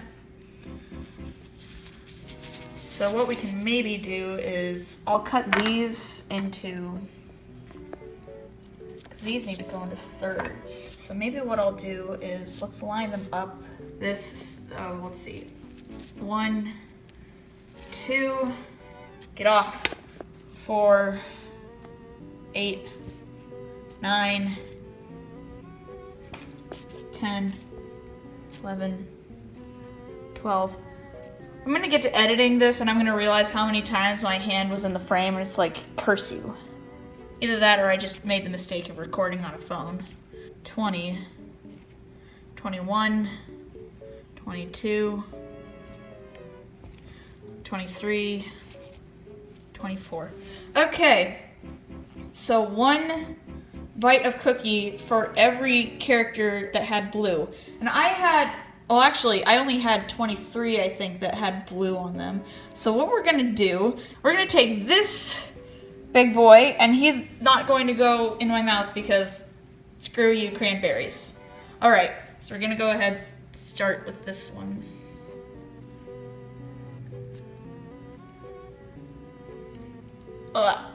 That's tart.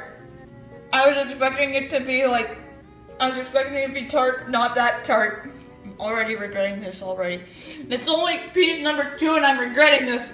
See how far we can hold off on this too. Why are there so many cranberries in the oatmeal raisin cookie? Would it be cheating if I ate multiple of these at once? Just stuck a couple in my mouth at a time so that, yeah, that's not gonna work.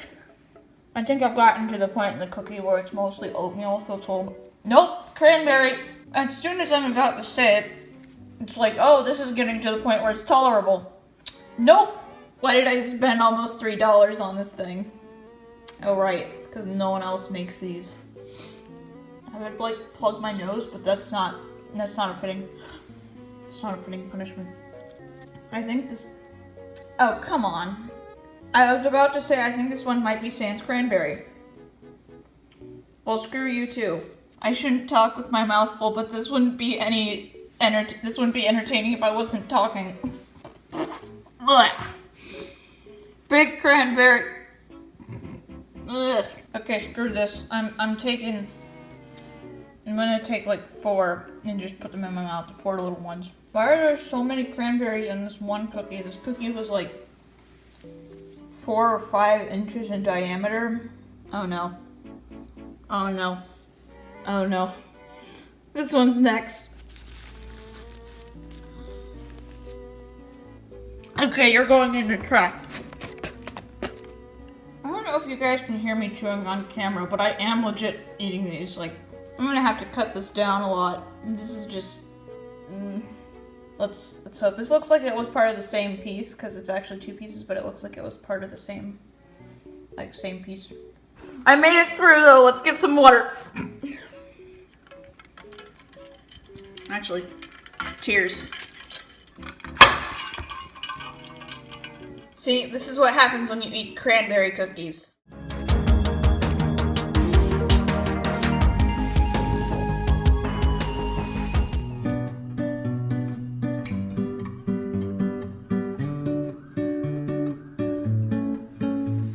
Hello and welcome to Art Block, the show where we talk about art and how it's made. I'm your host Spirit, and joining me today is Ty Ndaga, the residential celebrity cinnamon roll, as well as the bird with the words himself, Elicity. Really? A Family Guy reference? Yeah, Eli might have had a little bit too much of a hand in writing the script than I would have preferred. Anywho, today we'll be talking about improvement, as well as in order to improve as an artist, you'll have to be willing to learn and relearn the fundamentals of art, as well as the more advanced techniques that follow. When first starting out, those curious enough and with the right amount of determination may find themselves progressing rather quickly artistically. This is what happened in my case. I really started drawing with the intent of becoming an artist around the summer of 2016, and this is with no artistic background whatsoever. 2 years later, looking through my gallery of just 100 drawings, there are a few places where it looks like someone else did them. The change was so drastic. Careful, Eli, you might break your wrist. Hey, I'm giving a neutral example, don't judge me.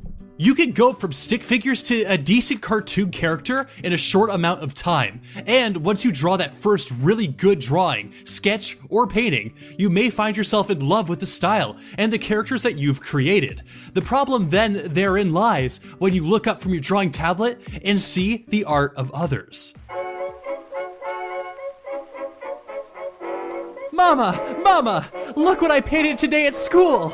Ooh, that's very nice, dear. I'll put it up right next to your brother's on the refrigerator. I mean, you wouldn't say it's better per se, but it has qualities you admire and would like to infuse into your own artwork. So you might copy a few of your favorite artists, watch a video or two from their YouTube channel, and read up on as many DeviantArt tutorials as you can. And yet, your art still only ever seems to be subpar. I know this isn't directed towards me, but I feel victimized. Love you, Ty, darling. Welcome to your first artistic barrier.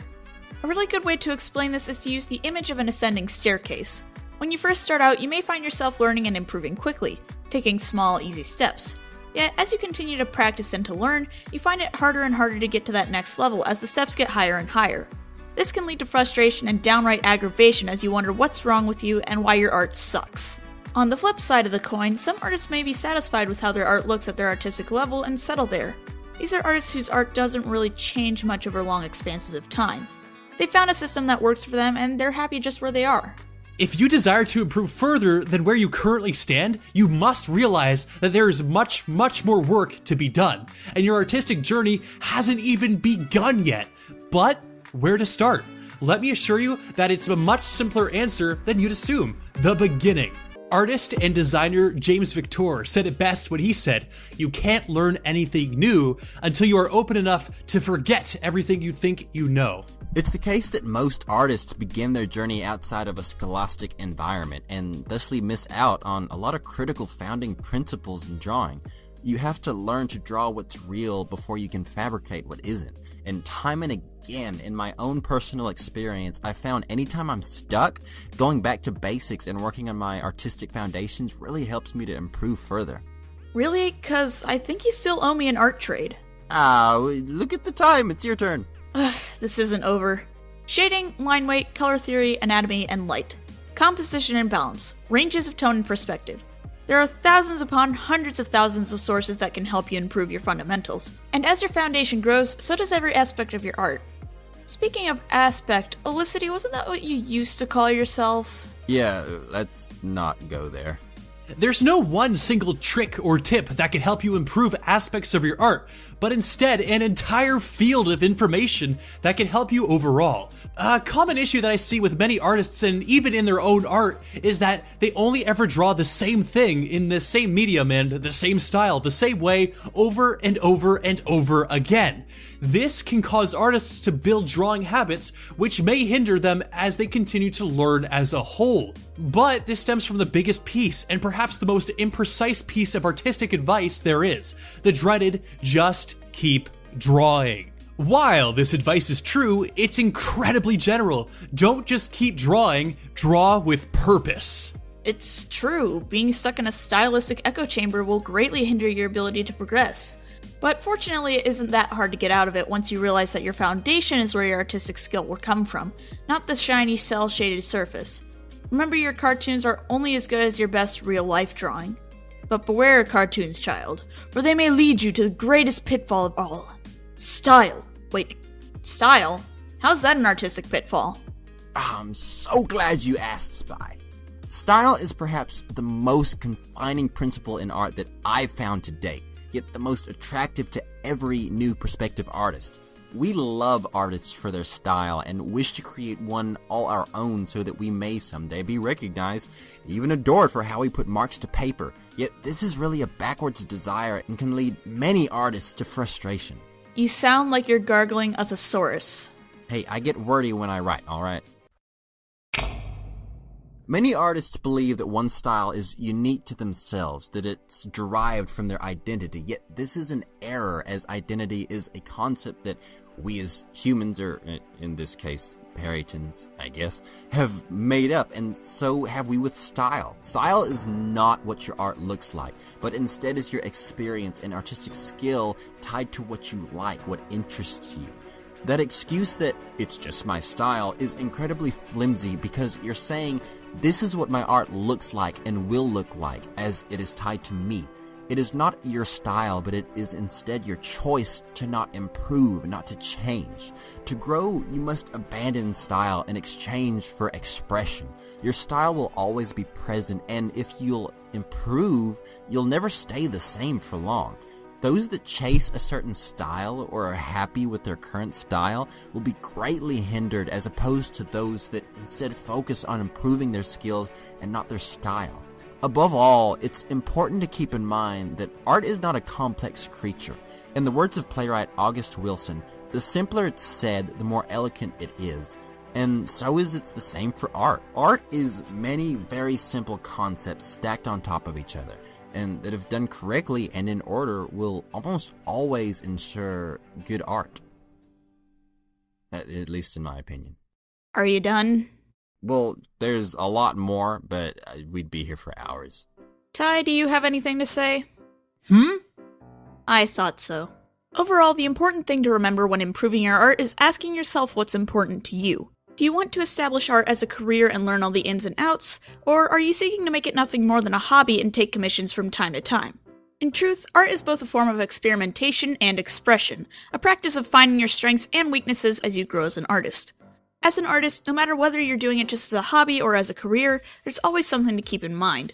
Strive to become better at what you're bad at, push to be greater at what you're good at, and remember that you'll only improve from here on out. And that's about it for today's episode. If you guys like what you saw and you want to see more, make sure to subscribe and hit the bell to receive more notifications for when new videos come out. A big thanks to Ty and Daga and Elicity for joining me today on the show. Please be sure to check out their work and support them. Links are in the description below. This is, in fact, the season finale of the show. However, I will be coming out with Season 2 within the year, so if you want to keep up with me and what's going on with videos, be sure to follow me on Twitter and DeviantArt, where I post artwork and updates about the show. Thank you all so much for watching. I'm Spirit. I'm Ty and Digga. And I'm Elicity. And we'll see you next time.